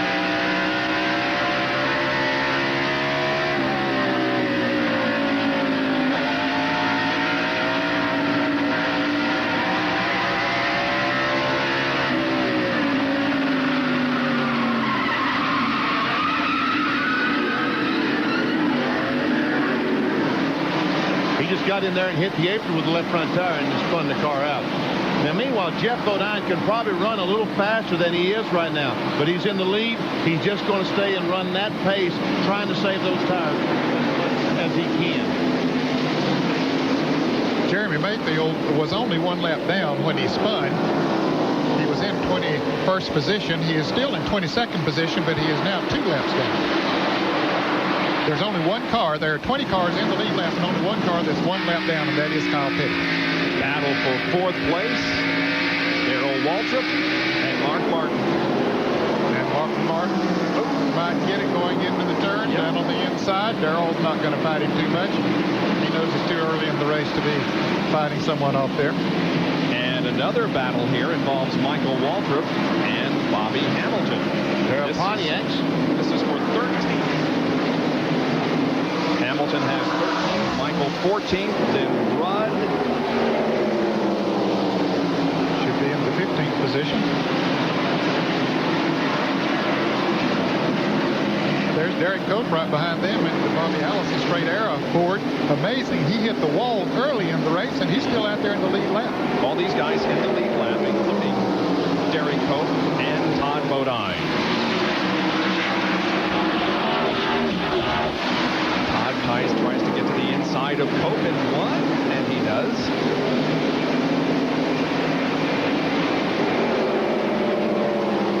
See Kenny Walls behind this duo.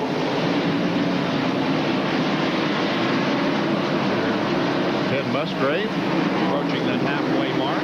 They've completed 247 laps. 3 from the halfway point with Jeff Bodine leading. There's third and fourth. Earnhardt and Martin. Martin goes into the inside and gets it. Darrell Waltrip closes in on Dale. Earnhardt was using that higher line there. Now he goes back up there again. He's going to try that one more time. And look who else is using that high line. Darrell Waltrip. Running extremely high down in 1 and 2. Much higher than 3 and 4. Ram field summary. Next time, cross flags will be shown by Doyle Ford, the flag man, and we'll say goodbye at that halfway point. By the way, Jeff Bodine is sort of on a hot and cold streak. He's the current leader. He has 2 wins, but also a 31st, 33rd, 39th, and a 29th in his last 6 races. He either does real good or real bad. That's right.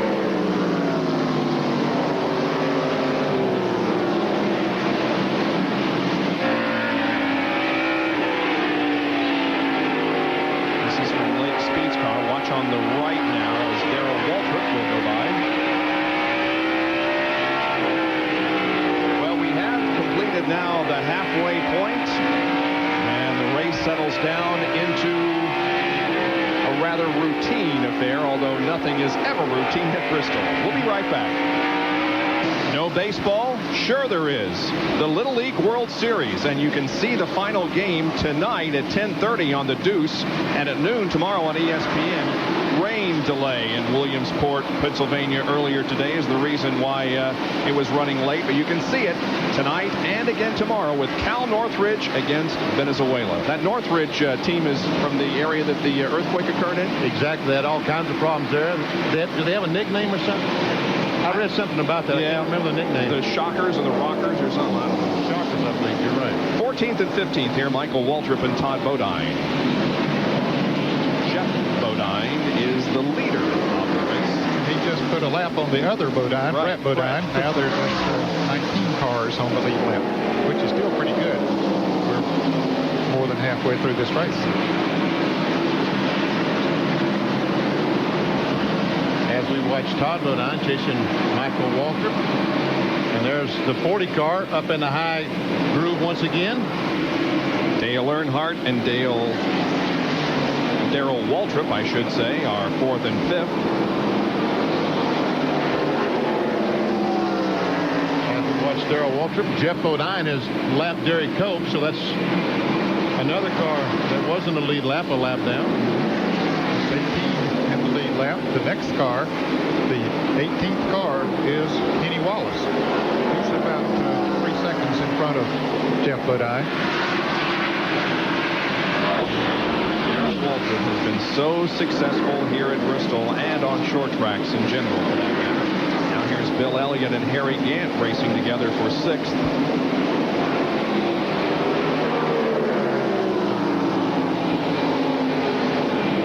Harry Gant was our pole sitter. That's green and white number 33. In his last race here at Bristol.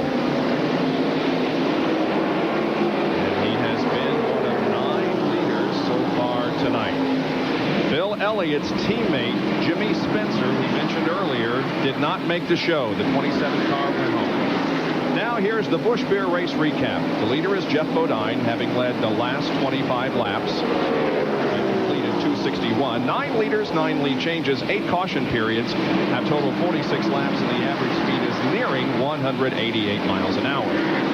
Those that have led a lap include Harry Gant, Mark Martin, Gordon Earnhardt, Jeff Bodine, Dale Jarrett, and Joe Nemechek for the first time, along with Rusty Wallace. And Kenny Wallace has led 1 lap.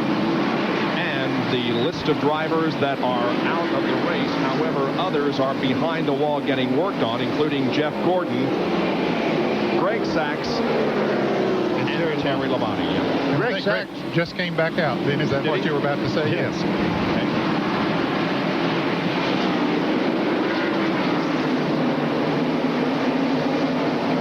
We'll give you a field summary now, and you can see where everybody is running, or where they were running last time around. Although positions change so quickly here. Sterling Marlin is in the top 10. Kenny Wallace is 17th, and 18 cars are on the lead lap.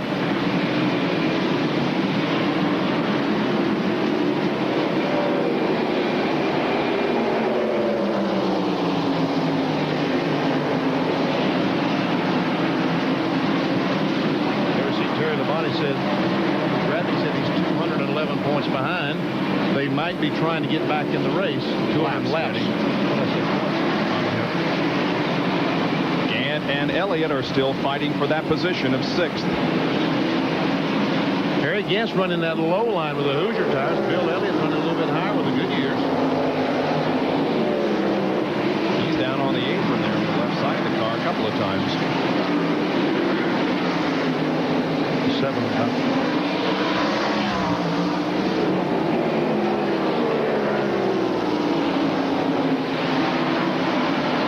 Jeff Bodine is coming up on Kenny Wallace in the Haviland Ford, about to put a lap on him.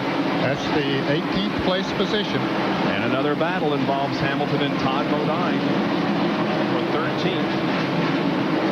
And for those of you just joining us, the good news that Jerry Punch reported to us earlier tonight, Ernie Irvan, who normally is in that 28 car, has been taken off the critical list, upgraded to Sirius. Kenny Wallace substituting for him has just lost a lap. And look at Rusty Wallace. He's closing up on Jeff Bodine.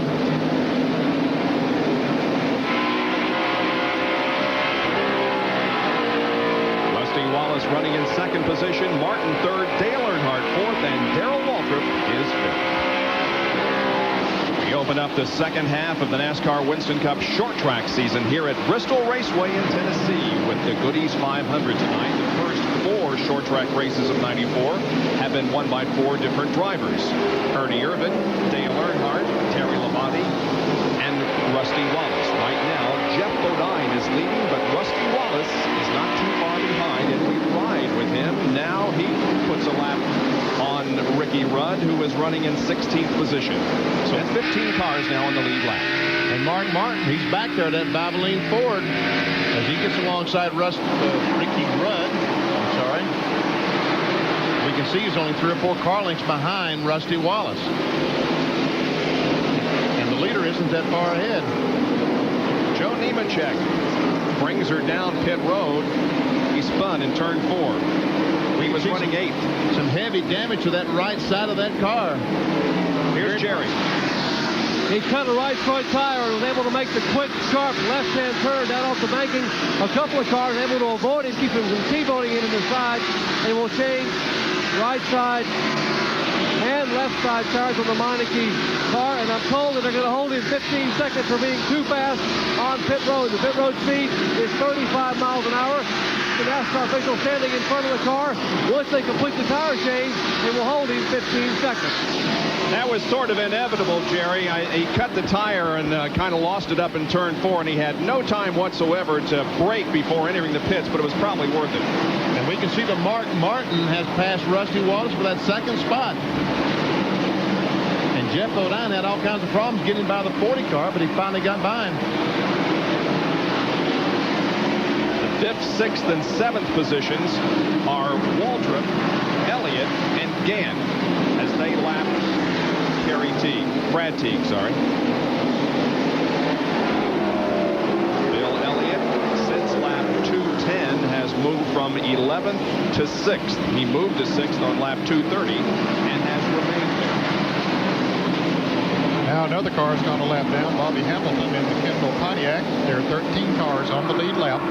Michael Waltrip being shown in the 13th position, and Jeff Bodine is very close to Michael.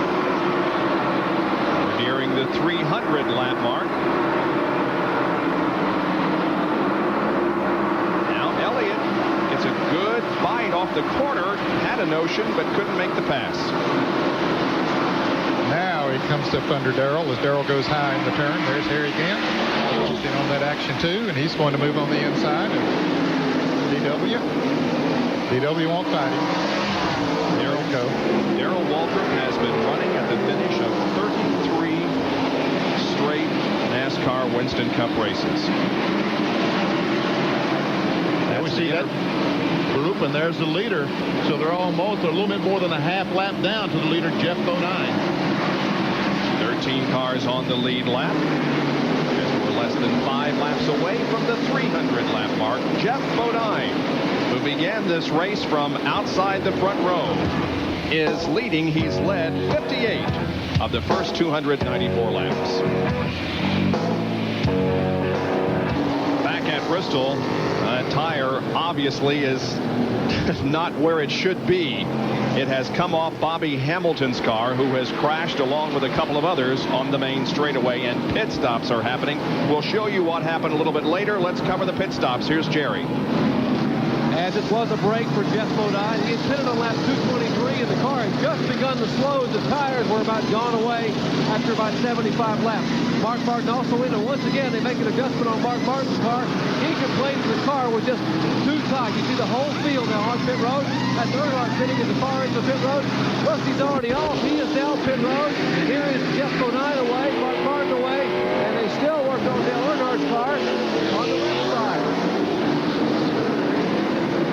Evidently, they've got an air wrench broken or something on the right rear of that car. And they're going to have to hurry. The caution car is coming off of turn 4. They get it away, stay in the lead lap. Rusty Wallace gets off pit road first.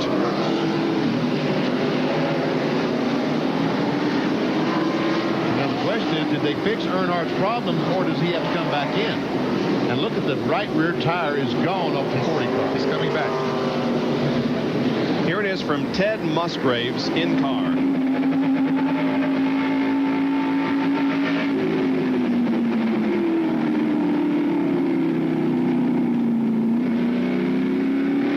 There goes the tire that we saw. Rolls about 3/4 of the way around the racetrack. Jerry, is Earnhardt in again? Yes, he is. He just came back in, and they were trying to tighten the lug nuts on the right side.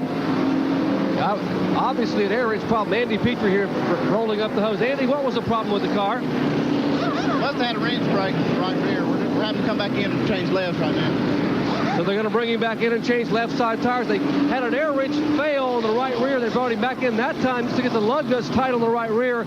And now he'll come back down pit road here at 35 miles per hour, and they will change left side tires. The 6-time Winston Cup champion, an 8-time winner here at Bristol, Tennessee. And they take the left side tires off. Father-in-law Hal Houston giving him a nice cold drink there through the left side window. They got the left side lug nuts on, dropped it off the jack, and he is down and away. Now we will show you again what happened to Bobby Hamilton. There's the missing right rear tire and considerable damage to the front and the side of the car. He also hit the 22 car. We might add that he hit Bobby Labonte as Labonte was going by there. And I don't know if the rear tire fell off the car is why he crashed, or if it was knocked off when he made contact with the wall. It's a good thing that tire didn't go into the grandstand or was hit by somebody, because it was traveling at a high rate of speed there. He's trying to make a lap up, just going right on around the racetrack. And we'll see right here in a moment, it has some fans as it comes around here. Well, didn't quite go that far. All right, Jerry, what was wrong? Wrench?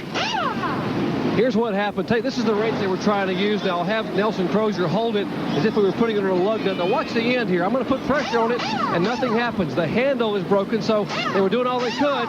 It makes all the noise. It does all the vibration, but it does not tighten the lug nut. That's what cost Dale Earnhardt some valuable time and spots on the racetrack. Bob? A lot of noise, no action for Dale Earnhardt, who falls way back to 11th position, I believe, for the restart. Well, fortunately for him, now there are only 12 cars on the lead lap, so it didn't hurt him as bad as it would have earlier. Martin came in first, comes out third.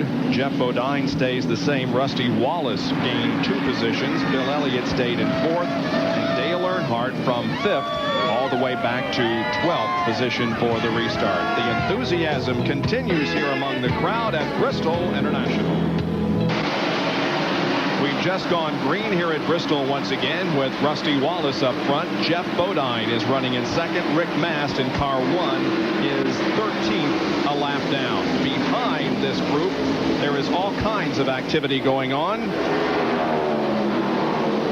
Look at this mess. And Earnhardt's right in the middle of it. He doesn't want to be in there, but he had no choice as a result of the problems they had in the pits.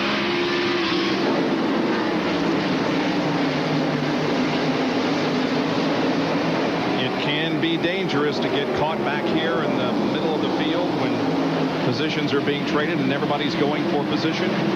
I really think this is an important race for Dale Earnhardt. I think if he gets through this race and doesn't lose too many points, if he finishes in the top 10, he'll go on and win the championship. That's an interesting observation. But just because anything can happen at this racetrack, and it can happen so fast, and there's nothing you can do about it. You have a better control over your destiny at places like Darlington, where we'll be next weekend, and North Wilkesboro and Martinsville. Well, sometimes it's tough to have control over your destiny at Darlington. But I agree, you have more control than you do on this racetrack, but it's still tough. Look at Jeff Bodine. He is right up on the back bumper again of Rusty Wallace. He was able to get by Rick Mast. Now, Mast had just gone a lap down just before the caution came out. His tires had simply gone away. He had been running up there in the top 10, and all of a sudden they were passing him, and he went a lap down. Earnhardt is up in that high groove again, passing Derek Cope. Well, here comes Cope back on the inside, but Earnhardt has the run off the turn. Make the pass. Todd Bodine is going to try it up there. See if he has as much success. Nope. Todd is still in the lead lap. He was just about to go a lap down when this last caution came out. So that was a blessing for he and Michael Walter both. They were just in front of Jeff Bodine. There's Bodine. And we can see that Jeff Bodine's car runs through the middle of the corner faster than Rusty Wallace's, which enables him to go down the straightaway or come off the corner with a great deal more acceleration than Rusty. Rusty has the advantage down the straightaways, but Jeff really gets through the corners. Here are your top 5 in NASCAR Winston Cup points. Earnhardt starting 14th, now 10th. Irvin, of course, is recuperating from the injuries, but doing well. Mark Martin started 8th, now 3rd. Rusty is the leader, and Ken Schrader started 31st, currently running in 20th position, but is, what, three laps down? Yeah. He lost those 3 laps during an unscheduled pit stop early for a flat tire, and just as then the caution came out not long after that, so he's been caught that way all night long.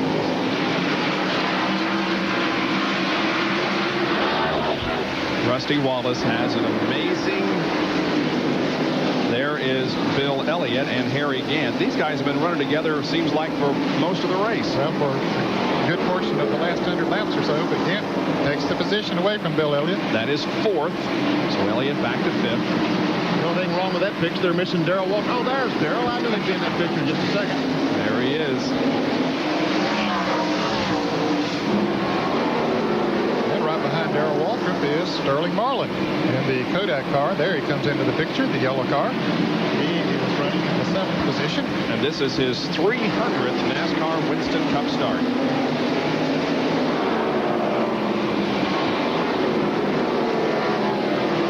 There is Dale Jarrett, who is running in 8th position. Kenny Wallace has lost a lap. He is 15th. There's Dick Trickle. Trickle is running in the 9th position, still in the lead lap.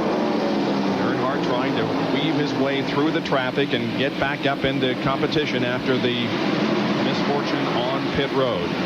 Here's a couple of the Bodines running together, Todd and Brett. Brett's a lap down. Along with Rudd and Michael Waltrip.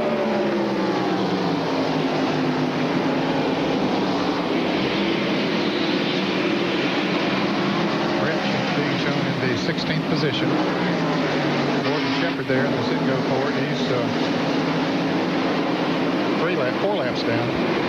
Now Waltrip trying to take over 5th from Elliott.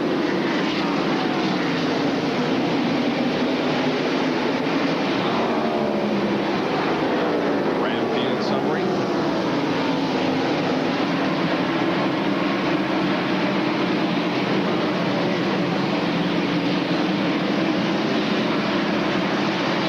So you can see what a disadvantage running high is. Bill Elliott running low on the racetrack pulls away from Darrell Waltrip by about a half a car length. Now, if they run across traffic, Darrell closes up right on the back bumper of Bill. But you can see what a huge advantage it is to run on the bottom of the racetrack.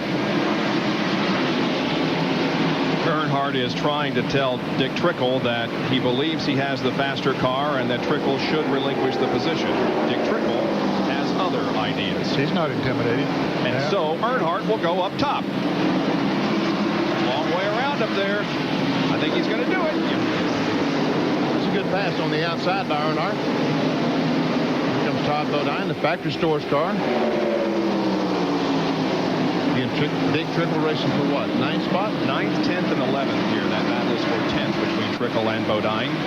And up front, it is Rusty Wallace, who has an average finish of 2nd in the last 15 short track races. An average finish of 2.0, huh? Yep. Wow. That's pretty strong. It is. It's very strong. And he leads here tonight, looking for his 5th victory here at Bristol International Raceway, but his 1st in this night fall race. We'll be back with more live coverage of the Goody's 500 after this. Did you notice that Benny said, "Come on, guys, push," while he walked alongside? Now watch what these horses do as they accelerate off the corner. Here's Mark Martin. He's in 2nd place. There's leader Jeff Bodine. 700 ponies accelerating from, 100 miles an hour up to 135 miles an hour in 600 feet or something like that.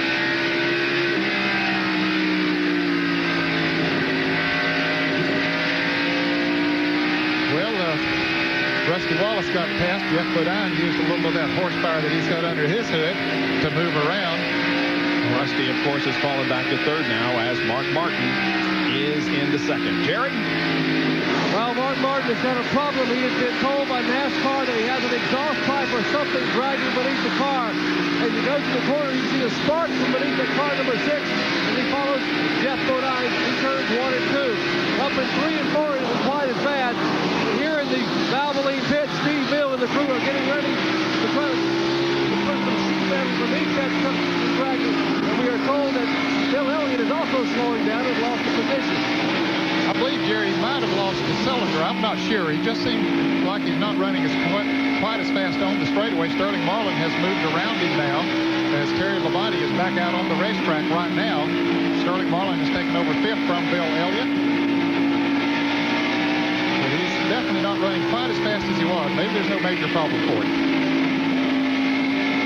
John Kernan has more. A few laps ago, coming out of turn number 2, Bill Elliott got so far sideways, I thought he was going to end up down here on pit road on the backstretch.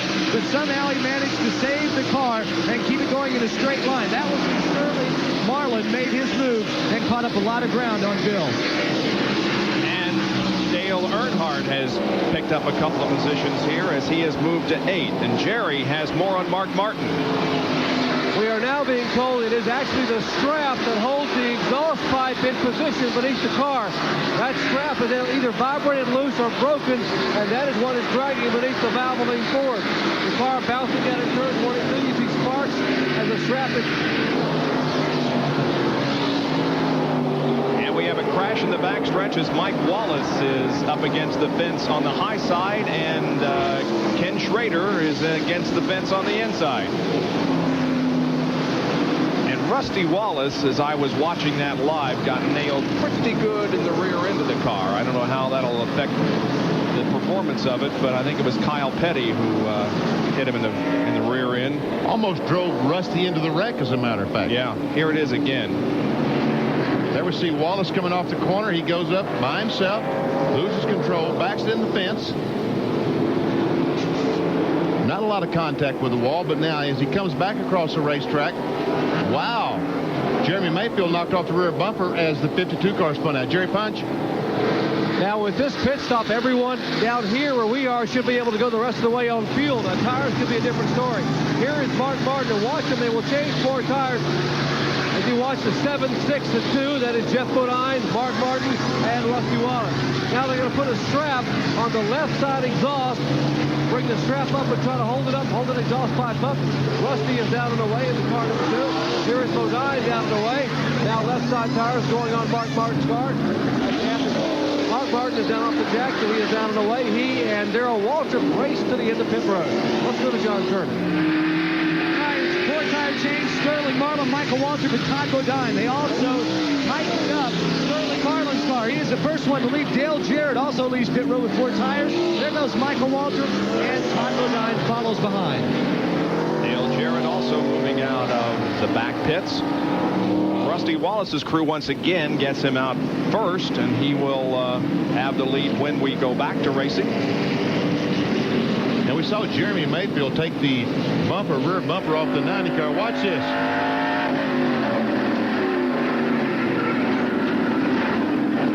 Mayfield had all kinds of problems. He's the one that hit Ken Schrader in the back end. Here's from Mark Martin.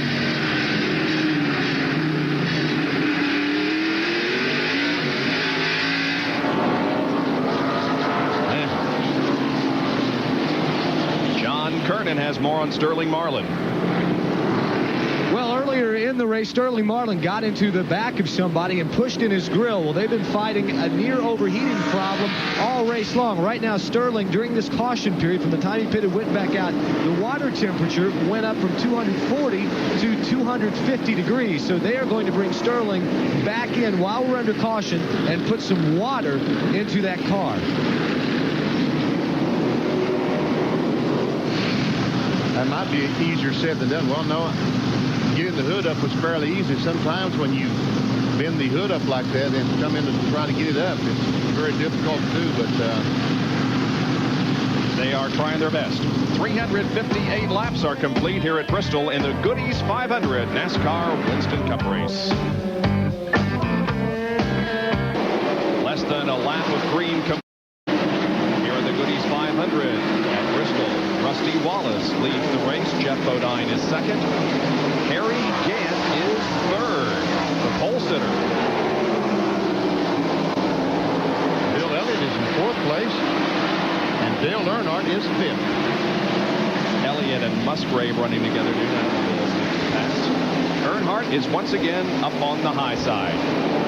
Passing cars right and left. Those cars, there's Derek Cope. He is a lap down. Darrell Waltrip in 6th place, right behind Earnhardt as they get to close quarters. Mark Martin in 7th. He lost a lot of positions on that pit stop as they tried to repair that damage that, or whatever that was hanging down, as Jerry Punch had reported.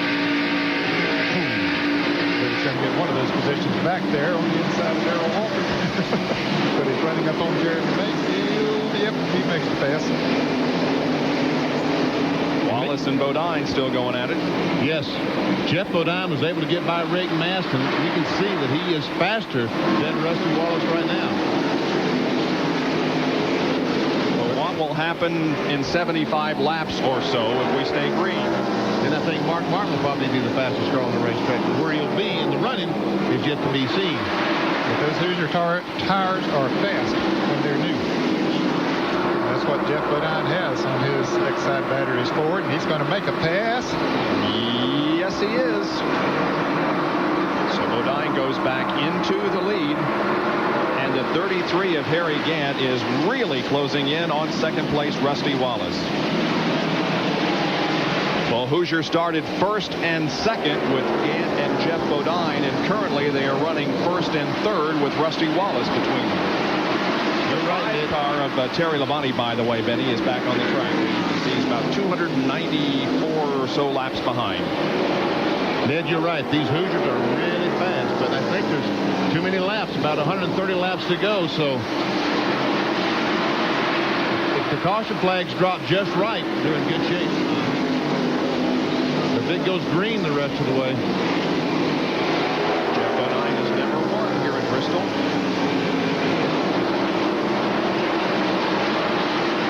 Lake Speed is 8 laps down in 23rd. We ride on top of his quality care board.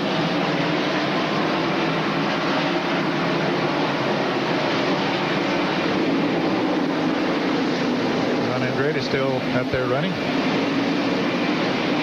It's Jeff Burton, the Robustus car. That's the one we had in the track pack just a moment ago with all the horsepower. Whoa. And on the racetrack live, Martin and Earnhardt are going at it for 5th position. Well, they're not going at it any longer. Martin just passed Earnhardt and took the position away. Dale, of course, had a bad air wrench on a recent pit stop. Here's a Napa field summary.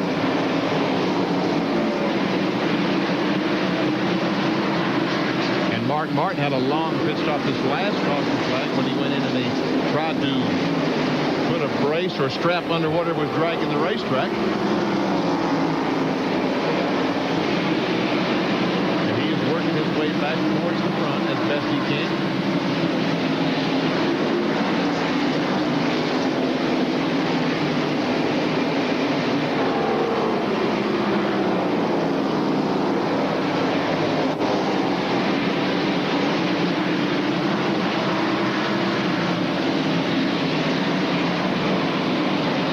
Chevrolet. Boy, that car runs good at this racetrack. Yes, it does.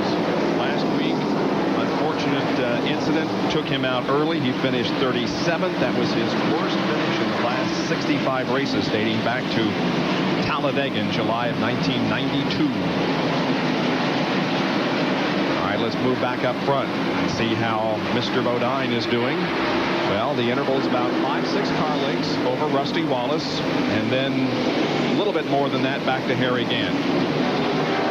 Dale Jarrett and Dick Trickle are battling for 8th.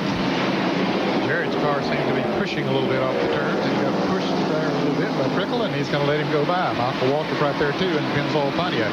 Dale's had a good race, though. I mean, no doubt about it. He didn't start very high up, but he's been on the lead lap all race long. Started 29th.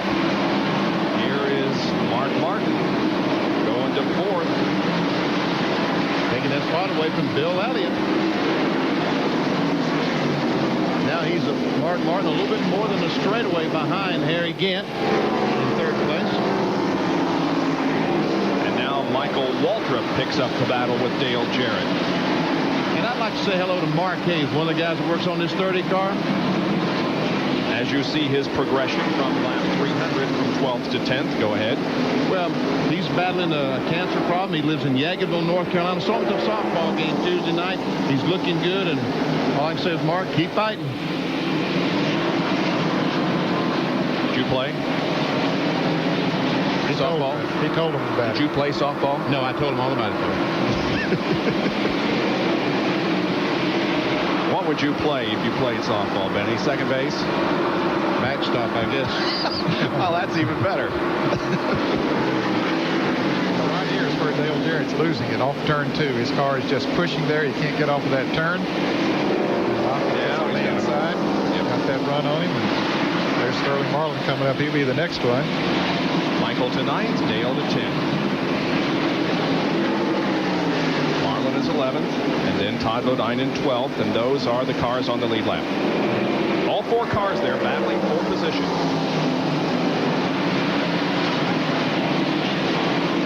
Yeah, Dale Jarrett gets through 3 and 4 pretty good, doesn't he? Yeah, gets through 3 and 4, okay. But coming off of turn 2 right here is where he's been losing. See Michael pull away from him coming off there? Uh-huh.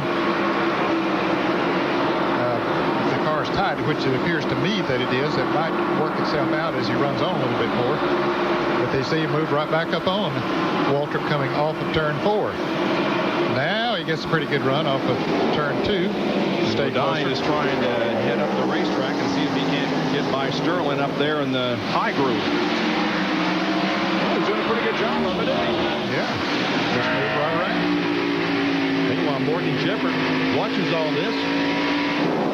He's working his laps down. Now Jarrett trying to make the pass back on Michael Waltrip. And he's going to get it. Todd Bodine will try to make the pass as well. And he'll probably get it this turn. He does.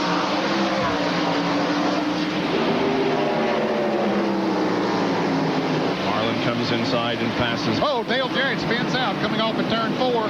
Right in front of that group. Heavy contact with the outside wall.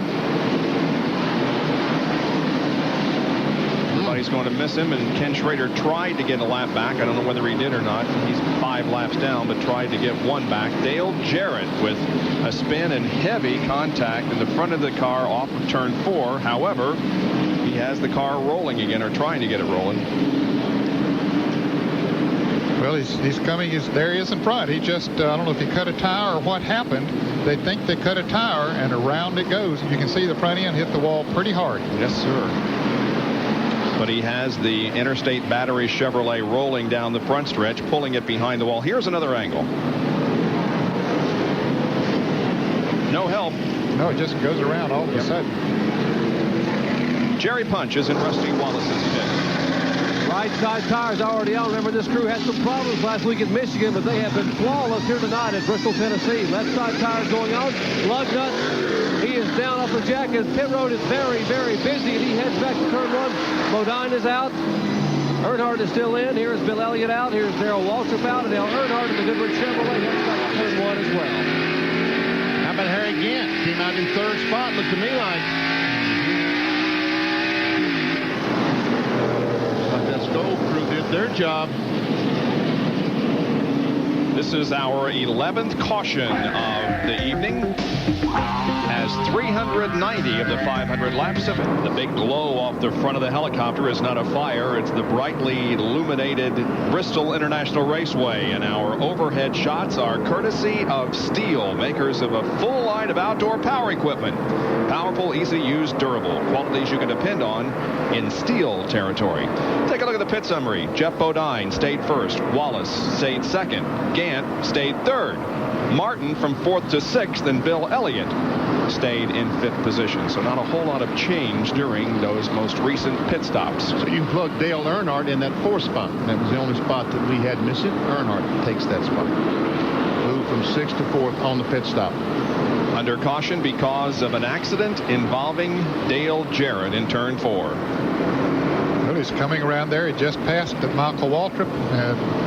All of a sudden, the back end of the Interstate Battery Chevrolet goes around, and the front end goes into the wall. You can see Morgan Shepard's car just passing by. Here's how it looked from the roof cam of his car.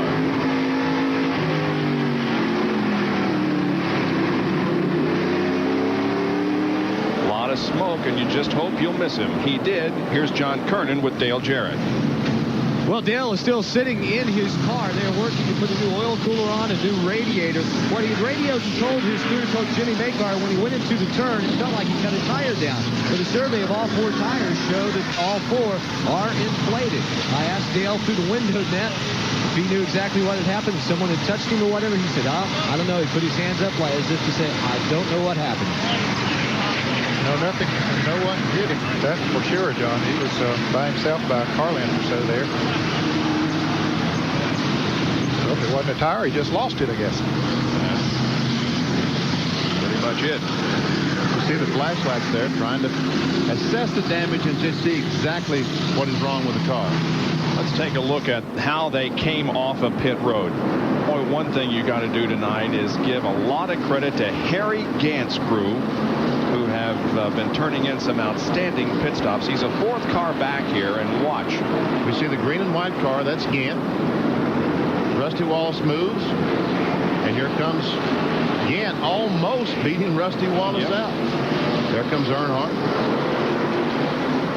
It was Jeff Bodine, who won the battle off pit road. Rusty Wallace second, then Harry Gant, Dale Earnhardt, and Bill Elliott. Back in a moment.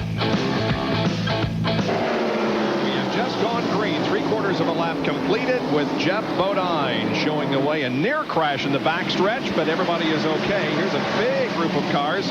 Dale Earnhardt, Kenny Wallace, Bill Elliott, Ricky Rudd, Mark Martin, and others. While we watch Rudd there, here's a pretty interesting statistic. Rudd has scored more points in the last 6 races than any other driver. I'm not so sure that he'll be able to claim that after tonight because he is 14th, a lap down, but the last 6 races have been very good ones for Ricky Rudd. At 28 car, once again, just tuned in is Kenny Wallace. He's substituting for Ernie Irvin while Ernie recuperates up in Ann Arbor. Off the critical list. Here's the restart. Here's that near crash I was talking about from our remote control cam off of turn 2. Boy. Looks like 52 car Brad Teague did get in the wall. Here's a race for second place.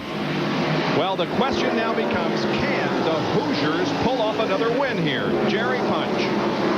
Bob, the Hoosier engineers are very, very excited. Early in the race, the wear wasn't that good. They were getting about 70 laps, then 80 laps, then 90 laps. Now they feel that comfortably the tire will last 100 laps. That's how many laps are left in this race, and 2 of the top 3 have the Hoosier tires on. So for the 7 and 33, it looks pretty good right now. Indeed it does. If they can go 100 laps, they'll pull off the victory because we went green with just 101 or 102 laps to go.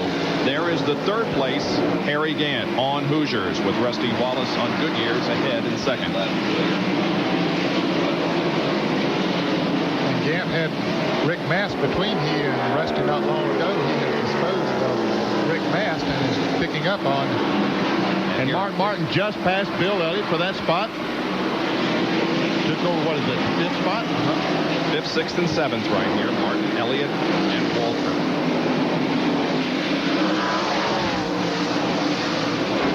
Carroll looks on the inside of Bill. Bell's car didn't run very well there, about the last 100 laps, but it looks like he might have the handle back on the Western Auto Shady.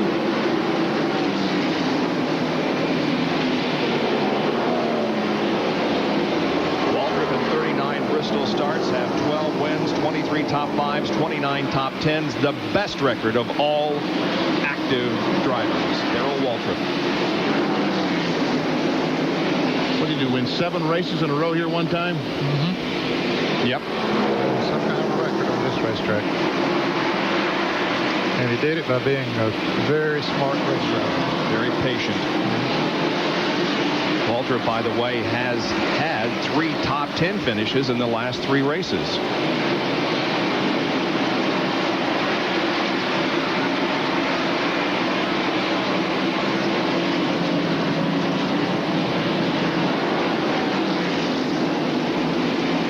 As we watch this race for 6th spot, Jeff Bodine is still leading. Rusty Wallace is 2nd. Harry Gant's 3rd. Everybody going high to miss John Andretti, who had his problems early on, made repairs, and is out there running at a much slower speed than everybody else. There is Jeff Bodine, the leader. Rusty Wallace in 2nd, and Harry Gant 3rd. Now on Speed Week tonight, we talked to Harry Gant, and he said that even though he, because of his pole here tonight, has a position in the Busch Clash at Daytona in '95, he would hold to his retirement and not compete in it. He's not running the Busch Clash. Now the question is, will this racetrack have a representative in that Busch Clash in '95? Because remember the guy who won the pole for the race here in the spring? Chuck Bound? Chuck Bound, who is not in the series. Oh, and here's Lake Speed. Lake Speed hits the wall on the inside of the front stretch. Keeps going. And no caution. How about that? A lot of damage, though, to the Quality Care Ford of Lake Speed, who was in 22nd position, 9 laps down.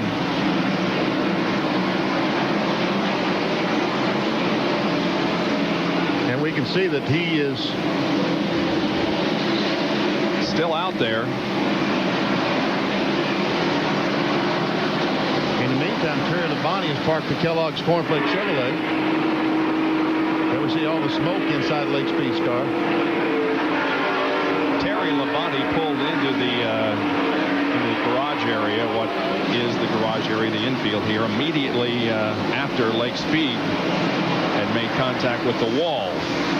I believe those two had a meeting earlier in the evening, didn't they? Yes, they did. They did, and looks like they had another one right here. You're going to see Lake come down. Now battle for fourth position between Earnhardt and Mark Martin. Earnhardt had a pretty good lead on Mark Martin not long ago, but Martin has run him down. I believe Mark Martin might have the best car here tonight, but he got behind when he had that long pit stop due to here goes Darrell Walter by Bill Elliott. Martin had that long pit stop and got behind, and he's having trouble getting caught back up. And there goes Martin to the inside of Earnhardt as the drivers now begin to see the laps click off. We're down to 80 to go, and Martin makes his move. By the way, remember here in the spring, he came from a year ago, rather, in this race, he came from 2 laps down to win.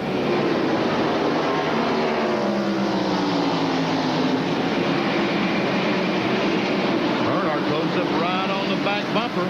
Everyone on the front grandstand stood up. Yep. They thought they was going to see a wreck.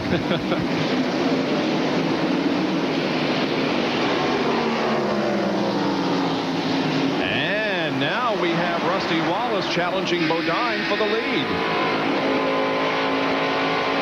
Wow. And just behind Rusty is Gant. This is a good 3-car battle here.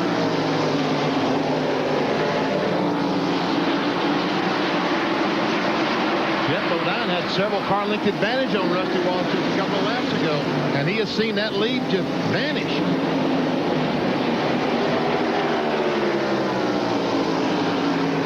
It might have been that he ran up on the 90 car and got off the gas, and that's how Rusty was able to catch him.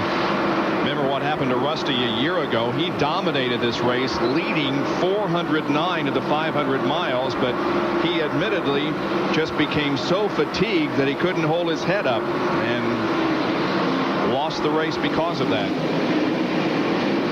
75 laps to go here at Bristol. It's Jeff Bodine, Rusty Wallace for Ford, Harry Gant for Chevy, Mark Martin for Ford, and Dale Earnhardt for Chevy in the top 5. Back in Bristol, Tennessee, with less than 70 laps to go, and possibly a problem for our leader. Jeff Bodine in the Exide Battery Ford has radioed to his crew and said we may be out of water. Danny Glad, the engine builder, just told me they may have a pinhole in the radiator and they may have been leaking water. Apparently now we are seeing smoke from the 7 car. Bodine just radioed this, and it is very, very hot.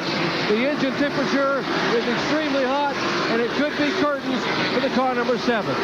Right now, he maintains the lead by about a couple of car lengths over Rusty Wallace, but we'll keep an eye on that situation. Meanwhile, there's a good battle for 9th position going on between Todd Bodine and the 4-car of Sterling Marlin. Also, Michael Waltrip is involved in that 3-car battle for 9th. 9th, 10th, and 11th that we're seeing right there on the screen.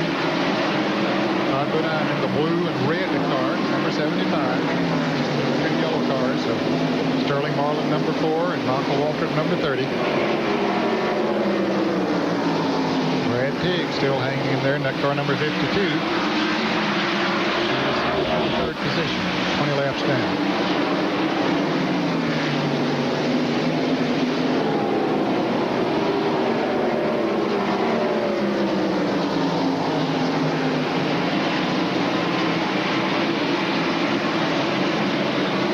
You know, Jerry Punch talked about the 7 car being out of water.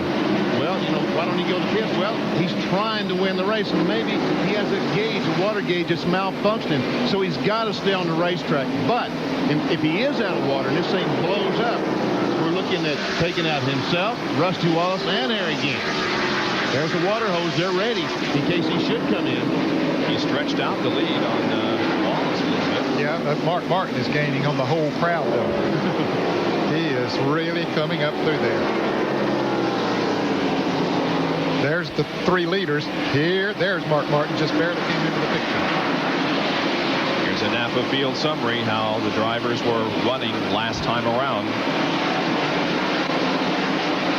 there's the 6th car. There, your top 4 right there in the shot. And it's a great race. 60 laps to go.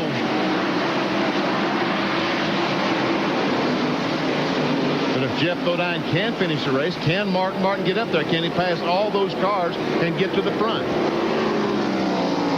Easier said than done. Easier said than done. That's correct. Yeah, but he's driving like a man with a mission, and he does have a mission. He is gaining on it.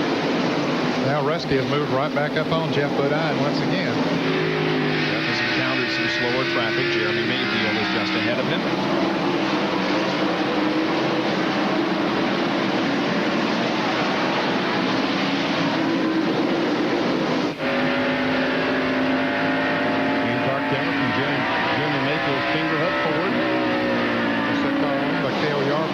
Inducted into the National Motorsports Press Association Hall of Fame next weekend in Darlington.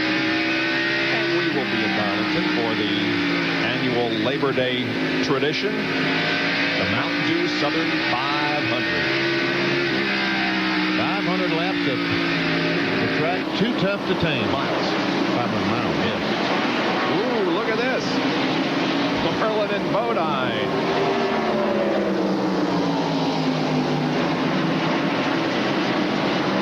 Spot, 9th, 10th, and 11th. Average speed of the race, 90.1. We're about 11 miles an hour under the track record. We have been slowed by 10 caution periods for a total of 68 laps. 90 car of Mike Wallace has returned to competition after being behind the wall. 42 laps down. There's Michael Waltrip looking to the inside of Marlin, who tries to get to the inside of Bodine. This battle has been raging for 100 laps or so, hasn't it? It sure has. Marlin's got a run on him going into turn 3. Does Todd know he's there? Yes, he does. Here comes Michael, going to take that other spot away. So Todd goes from 9th to 11th, just like that.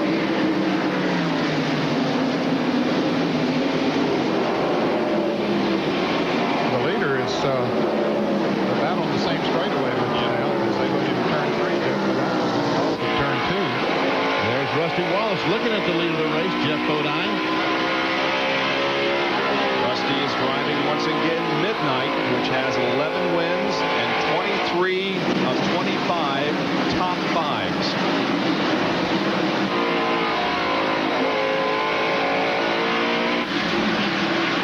Well, you know, last year he raced the Pontiac, and you say, well, how can that be? Because this year he has a Ford. All they did was put Ford skin on the chassis that he had the Pontiac skin on last year. Same basic car.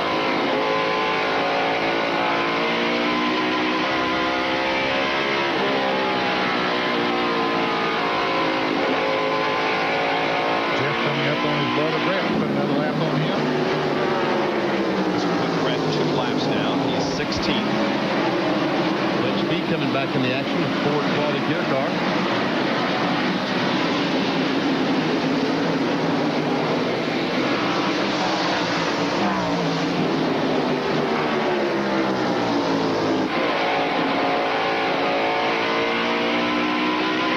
What do you think? Does Rusty know that Jeff Bodine has a problem then? I don't know. I don't think so. I started to mention a moment ago that I felt that maybe Rusty was biding his time there. Mark Martin had really been gaining on them, but now all of a sudden he's sort of settled in back there. He hasn't gained in the last 10 laps. And so I thought maybe he was just riding along there behind Bodine, but not taking any chances trying to pass him. But I don't know. If he knows that he has that problem, he should be trying to pass him because, as you said earlier, if he should blow up right in front of that little boy, that wouldn't be much Rusty could do about it. As a matter of fact, Dale Earnhardt might be gaining on Mark Martin now. Oh, there he goes. There he goes. He blew it up right there. Down the front straightaway. Jeff Bodine drops from the lead. And a lot of smoke coming from the exhaust headers of that car. Here is Jerry Punch. Well, as you said a minute ago, Jeff Bodine had no choice but to try to run to the finish of this race. The car actually ran about 24 laps with little or no water in it. And now he sits here. There's a light on the dash indicating that the engine is overheating, and there's very little water circulating. Bodine sits patiently. The light now glows inside the car. They will change tires, and they're trying to add water to the engine, but obviously his chances are going to victory lane are over. Jeff Bodine will not win at Bristol. The Unocal bonus money still remains up for grabs, though, as Harry Gant, who started from the pole position, now has second to Rusty Wallace, and the caution is out as Dick Trickle crashes here on the straightaway. Dick Trickle. And this just might be the break that Harry Gant's looking. He's running second, but we've said all night those Hoosier tires are faster. Trickle tries to get going again, Gant will get 4 new tires, and he only has about 40 laps to go, so it might be just what he needs. Well, track position becomes vitally important at this moment. Let's see how things shake out as the cars come down pit road for what could be the final series of pit stops. Rusty Wallace has stopped already. Harry Gant now stopping. Mark Martin, Dale Earnhardt, Bill Elliott, and Darrell Waltrip are also in. See Rusty's crew going around to the left side already. Harry's crew just now going around to the left. Mark Martin drops that car down. Rusty's car is moving. He's moving. Harry Gant are still up on the left side. Rusty takes the lead. Here comes Harry. Mark Martin's going to be third. Earnhardt second. And Harry goes back and forth. That might beat him, Ned. Yeah, it might do it. He's going to have to race awfully hard if he can get by Mark Martin and Dale Earnhardt, which are 2 tough customers to pass before he could even get to Rusty Wallace. There are 39 laps to go in the Goody's 500. Rusty Wallace is leading. We'll be back in a moment. Back in Bristol, Tennessee, less than 40 laps to go, and Jeff Bodine, unfortunately, your day is over after an outstanding effort. Yeah, hi, Kathy. Sorry. Car owner's back home watching. We burnt the engine up. The water pump broke, let all the water out.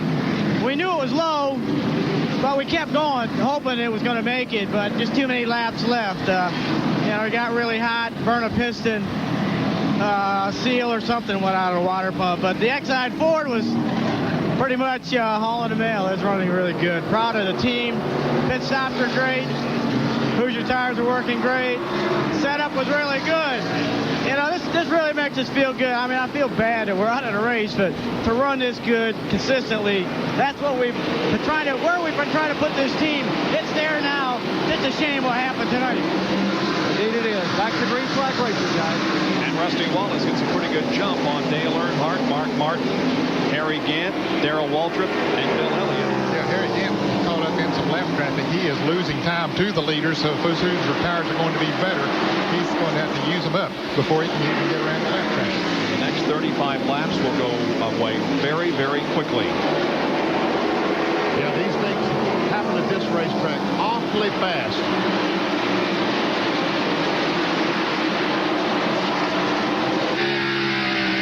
There's the leader, Rusty Wallace. Dale Earnhardt in second. This is looking from the third place car of Mark Martin. It's not as far as it looks from that roof camera. About 4 cars separate Earnhardt and Wallace. About the same separates Mark Martin and Earnhardt.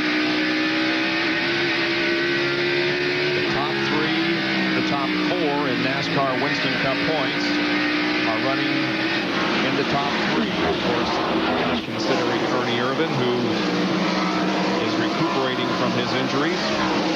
Now Harry Gant has cleared the last of that traffic. He just went around Rick Mast as Mark Martin moves in on Dale Earnhardt. Rusty Wallace has pulled away a little bit on Earnhardt. Earnhardt is close. He just pulls over and says, okay, Mark, you've got a fast race car. Go see if you can catch him. Earnhardt thinking about those points.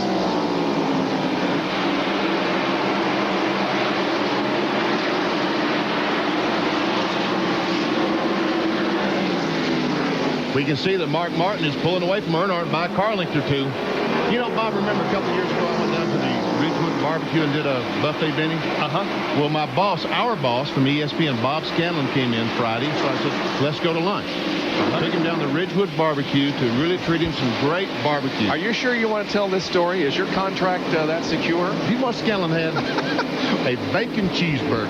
I said, man, he probably ordered barbecue at Crystal. Man. Oh, boy. I think I'll not walk with you back to the TV compound after this is over. Might not have a job, huh? Rusty Wallace appears to be maybe pulling away a little bit from Mark Martin. Mark Martin's definitely pulling away from Earnhardt. And Jerry has more on Dale Earnhardt. He's just about to lose third, Jerry. Well, a true show of sportsmanship. Earnhardt told Childress and Carter, hey, we can't do anything with Rusty Wallace. We can't run with him tonight, so why keep Mark Martin from getting an opportunity? So Dale just pulled over and let Mark go by. Say, Mark, you take your best shot because we don't have enough to run with him. While victories are important in every race that you compete in, Dale Earnhardt must be thinking about his 7th NASCAR Winston Cup championship, the one that will tie him with Richard Petty for most. And he made a rare mistake last week at Michigan, in my opinion. He got tangled up with Todd Bodine. He was on the outside, Bodine was on the inside, and they tangled and put Earnhardt out of the race. In fact, he put both of them out of the race. And I personally felt that he should have been driving a little bit more conservatively at that time. Folks, I'm telling you, Harry Gant is driving that car as hard as he possibly can, trying to get by Earnhardt. And with his best performance of 94. And you say, well, Earnhardt moved over and let Mark Martin go. Why doesn't he let Harry Gant go? The tires. You see, Harry Gant has the Hoosier tires on. Earnhardt has the Goodyears on. That's one reason that he hasn't moved. And watch Harry Gant. He's on the flat of the racetrack. Boy, cowboy. Harry's best finish of the year was a 7th at Charlotte. So he is having his best performance in his final year of competition. He is 4th right now in this race.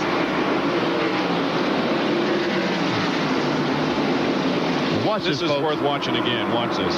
The black part is the apron of the racetrack. Watch as he almost runs in the back of Earnhardt and goes down and gets all 4 tires on the apron. Man, is he trying. And he's 54 years old, but still has the fire of a 24-year-old. 20 laps to go now. We will come back from this commercial break and show you the conclusion of the Goody's 500. Will it be Wallace, Martin, Earnhardt, Gant, or Waltrip? Stay with us.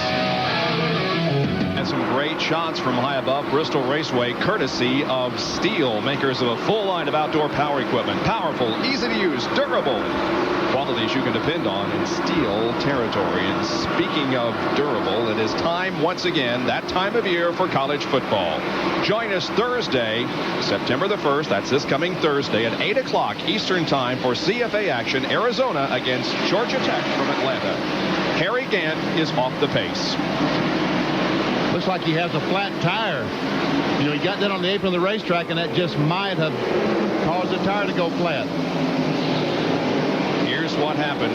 He was racing with Dale Earnhardt when the problem occurred. He almost runs in the back of Earnhardt. He has to hit the brakes. He goes out on the apron of the racetrack. John Kernan, what's the problem? Benny, they don't really know. I just talked to Leo Jackson. At first, they got up ready to change tires. They thought he had a right rear tire going down.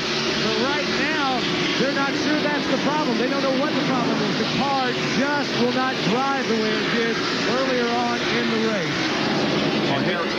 We can see that he's fighting the car just to get around the racetrack. But he's only got 9 laps to go, so undoubtedly he's going to finish, but it will not be his best performance of 1994. He is down now to 9th spot. The lead continues to be held by Rusty Wallace. There you see the interval that he has over Mark Martin. Still battling out there on the racetrack, Sterling Marlin and Michael Waltrip. This is for 6th. And Todd Bodine. Right behind them is Todd Bodine, who's been in the shot all day. So there he is. Yep, that threesome have been going at it. 6th, 7th, and 8th. Rusty Wallace has won 5 times this year. Can he make it 6? Mark Martin is closing in with 6 laps to go. And they're coming up on some pretty heavy traffic. Rusty will catch him in about 2 laps. And every time they get in traffic, he's careful there, of course, but Mark Martin is picking up on him. The interval between Wallace and Martin about 0.4 of a second. And now they're going to put a lap on Harry Gant. Now, this is a break that Martin might need because he's got the 2 cars in front of Rusty in side by side. Jeremy Mayfield and Harry Gant. Boy, Rusty wants Mayfield to get down to the inside of the racetrack out of the way, and Mark Martin did catch him. Mark Martin is now within striking distance with less than 4 laps to go. He passes Jeremy Mayfield in the second corner. The interval about 2 car lengths as they head into 3 again. And they've got Derek Cope coming up on him. Rusty don't want to have to pass on the outside. He wants to pass on the inside because Martin really runs up on him when he has to pass on the outside. 498 about to be complete. He comes up and passes Derek Cope, and so does Mark Martin. Next time around, the white flag. Dennis Schrader is in front of him. Don't know if they'll catch him before they get back before the race ends or not. It's going to be a race to the end. Here's the white flag. 1 more to go. Let's see how Wallace and Martin end this thing. Off of the second corner, and Rusty Wallace goes to the inside of Ken Schrader. That's what he wanted. But Rusty Wallace is going to win it. Here's the checkered flag. Wallace wins. His 6th victory of 94. Let's see how this battle comes out. Marlin, Michael Waltrip, Todd Bodine, they finish in that order, 6th, 7th, and 8th. There's the Miller Genuine Draft crew as they celebrate Rusty's 5th win at Bristol. John Kernan is with Buddy Parrott. Well, Buddy Parrott's getting congratulated by everyone down here on pit road. The celebration has just about stopped. Buddy is talking to some of doing a radio interview right now. But Buddy, congratulations. You guys did a great job tonight. Thanks a lot. You know, the whole crew deserved it. We had some great pit stops. David Evans, I'll tell you what, that was one heck of a motor tonight. All the guys in the engine shop and Miller Genuine Draft, I'll tell you what, the sponsorship, everything was great. And just glad to win this race. I just signed a 2-year contract, and it's a great way to start it off. Yes, indeed it is. And he'll be heading to victory lane where the celebration is probably only just beginning. Rusty Wallace wins his 8th victory in the last 16 short track races. And he has made his way into victory lane. He broke in that new uniform in the right kind of way, didn't he? He sure did.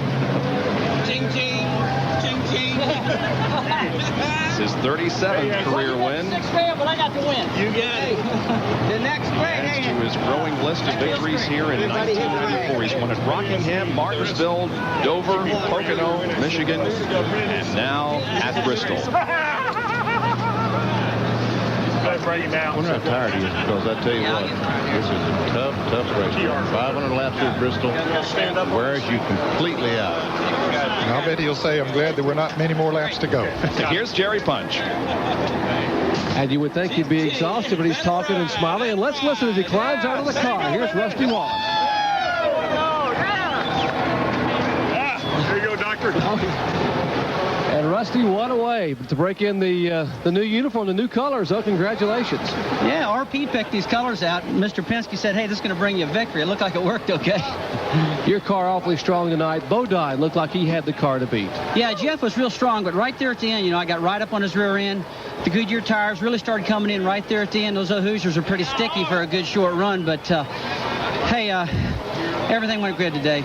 Just like to thank all the sponsors, Miller, Goodyear, and Mobile, and Bosch, and all of them. But above all, my entire crew, because, boy, we really did a bad job last week on pit stops. We practiced this week, and they did a great job. I'm glad that Mr. Penske's here to watch this again, and I just hope that Ernie Irvin's watching, and we're wishing you well, buddy. They'll be up there Monday to see you.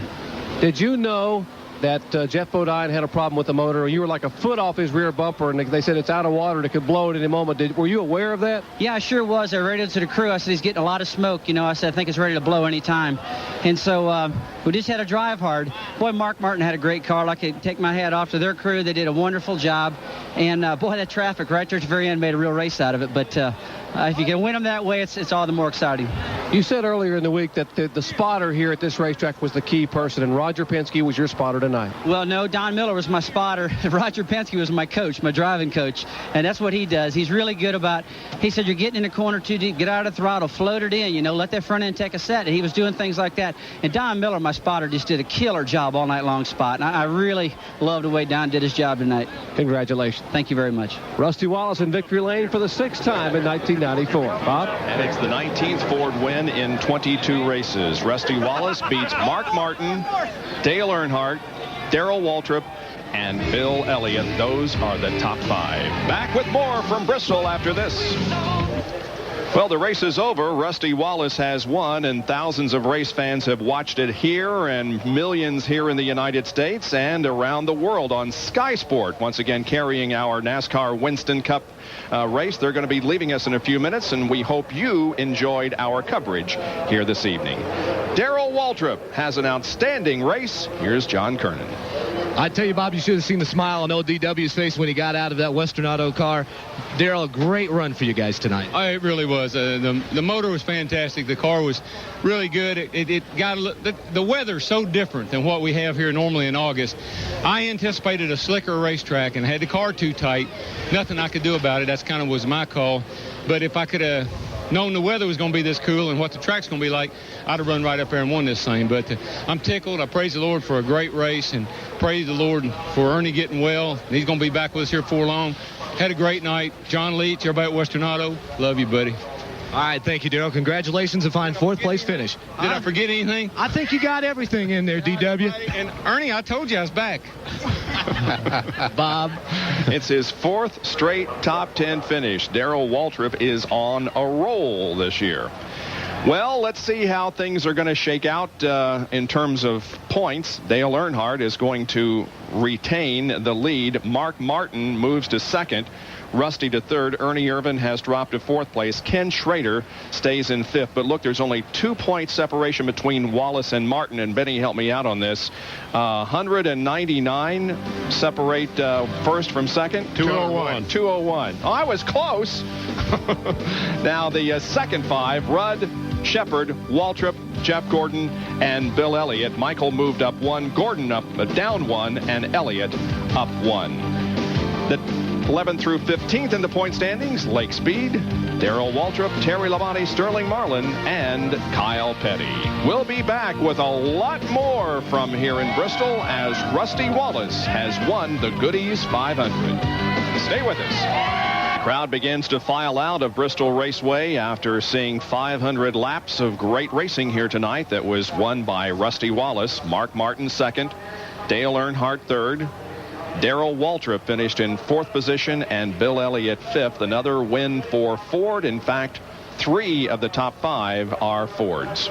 6 through 10, Sterling Marlin, Michael Waltrip, Todd Bodine. Remember that big race we saw all night long? Harry Gant finished 9th after a great run, and Rick Maston 10th. And 11th through 15th, Ted Musgrave, Ricky Rudd, Kenny Wallace, Brett Bodine, and Kyle Petty. And Ernie Irvan, Kenny Wallace finished 13th and didn't tear your car up. That's right, and he only was 1 lap down at the finish. There are the 16 through 20th finishers, 21st through 25th. They include Jeff Bodine, who started from the front row. Dale Jarrett had a good race until falling back to 26th, being involved in the crash in turn 4. Jeff Gordon also involved in an incident early on in the race. Ward Burton finishes in 36th position. Jerry Punch is with Harry Gant. He may not show up in the top 5, but if there's an effort award tonight, it has to go to you, Harry. Congratulations. Everyone wants to congratulate you. What a show you put on. Well, we tried as hard as I could try tonight. We just give up a lot of spots on the pit stops, but then at last we just got some tires there that just something was wrong with the rear tire and I couldn't run the car. All night we got good tires. I really didn't see any difference between the Goodyears and the Hoosiers. They were the first that I had, I ran too long on them, but after that everything equalized and they all ran the same amount of laps and they were really equal tonight. some speculation upstairs that maybe when you tried to dive beneath Earnhardt down on the apron of the track, a pretty brave move there, that something may have broken in the back of the car. Anything snap? No, the tire just, was a little too much air in it. Earnhardt, if I got by him, it might have been a little bit better. I used up a lot of rubber there trying to get by him, but he was trying to hold his position too. Tell you what, the guy doesn't look 54, and he just drove 500 laps at the toughest track in the country. And didn't win. But a 9th place finish for Harry Gant and a very, very good race. Back with more from Bristol in a moment. Wins the Goody's 500 here at Bristol. Mark Martin finishes in 2nd position. Now, in the closing laps, this is what happened when Mark came upon Mike Wallace. Now, Rusty had just passed him a lap before that, and Mike sort of took the groove there for a little bit, giving his brother a little bit of a cushion, let him pull away. Mark was only about 3 car lengths behind Rusty when they came up on Mike, and of course, he lost a little bit of distance there. John Kernan is with Mark Martin. Well, Mark, we just saw the final few laps. Looks like maybe one of the Wallace brothers might have held you up there at the end. No, not really. Rusty had us beat there. Their pit stops were awesome, and they had a fast race car, and I didn't have enough time to work him over. You need to get a brother out here to help you out, maybe, huh? Well, a lot of the guys, most of the guys who would see the leaders coming with 10 to go would just pull over and stop till they got by. I know just about all of them would do that, especially if they weren't racing for position. But Mike's new at this thing, and he's trying real hard to make it. And when you're under that kind of pressure, sometimes you do things differently than you do when you got some security. Yeah, a tough racetrack tonight. We go to another tough racetrack next week. A great finish here. The momentum, can you build it into next week? Well, we sure hope so. We think we ran good enough to be in contention to win this thing, and just one spot off, and just one spot off last week. We love going to Darlington. The Valvoline team had a great run here tonight. I couldn't be happier with it. I would sure like to have won. We sure got close there at the end, but it was going to take a miracle to get by Rusty in 1 or 2 laps. But I didn't really catch him till 2 to go. So we'll go to Darlington with some brand new cars, Busch Grand National and Winston Cup, and they really look good, and I'm excited about going. One last thing, Ernie had the television in his room tonight. Any messages you want to send to him? Hey, Ernie, I'll see you tomorrow. I'll be up there tomorrow and tell you all about that Busch Grand National car you got there. What we need to do to get that thing going. All right, thank you very much, Mark. Bob? Thanks. Mark Martin, in his last 3 races, his finishes have been 1st, 2nd, and 2nd. And there are the sentiments of all of us. We'll be right back. Alice. Well, Kenny, 13th place, a respectable finish considering everything. Well, that's not a Robert Yates finish, but, considering the circumstances, we fitted the seat up on a Wednesday, and, we run about 11th all night long, and at the end there it got a little bit tight. But, hey, now I can concentrate on the seat, the steering wheel a little bit more, and things just weren't exactly right. And, I think that we kept Robert second in the car honors points. And, like I say, we're not content, but we'll go on to Darlington, and I know we're going to be better from here on out. Hey, but it hasn't been a bad week for this guy. He won last night. He's got one of the best rides in the business for a short while till Ernie Irvan comes back, and he can manage a smile here after 500 laps. Bob? And we will see him and the other NASCAR Winston Cup competitors when we go to Darlington for the Mountain Dew Southern 500 next Sunday afternoon. We'll be back in a moment.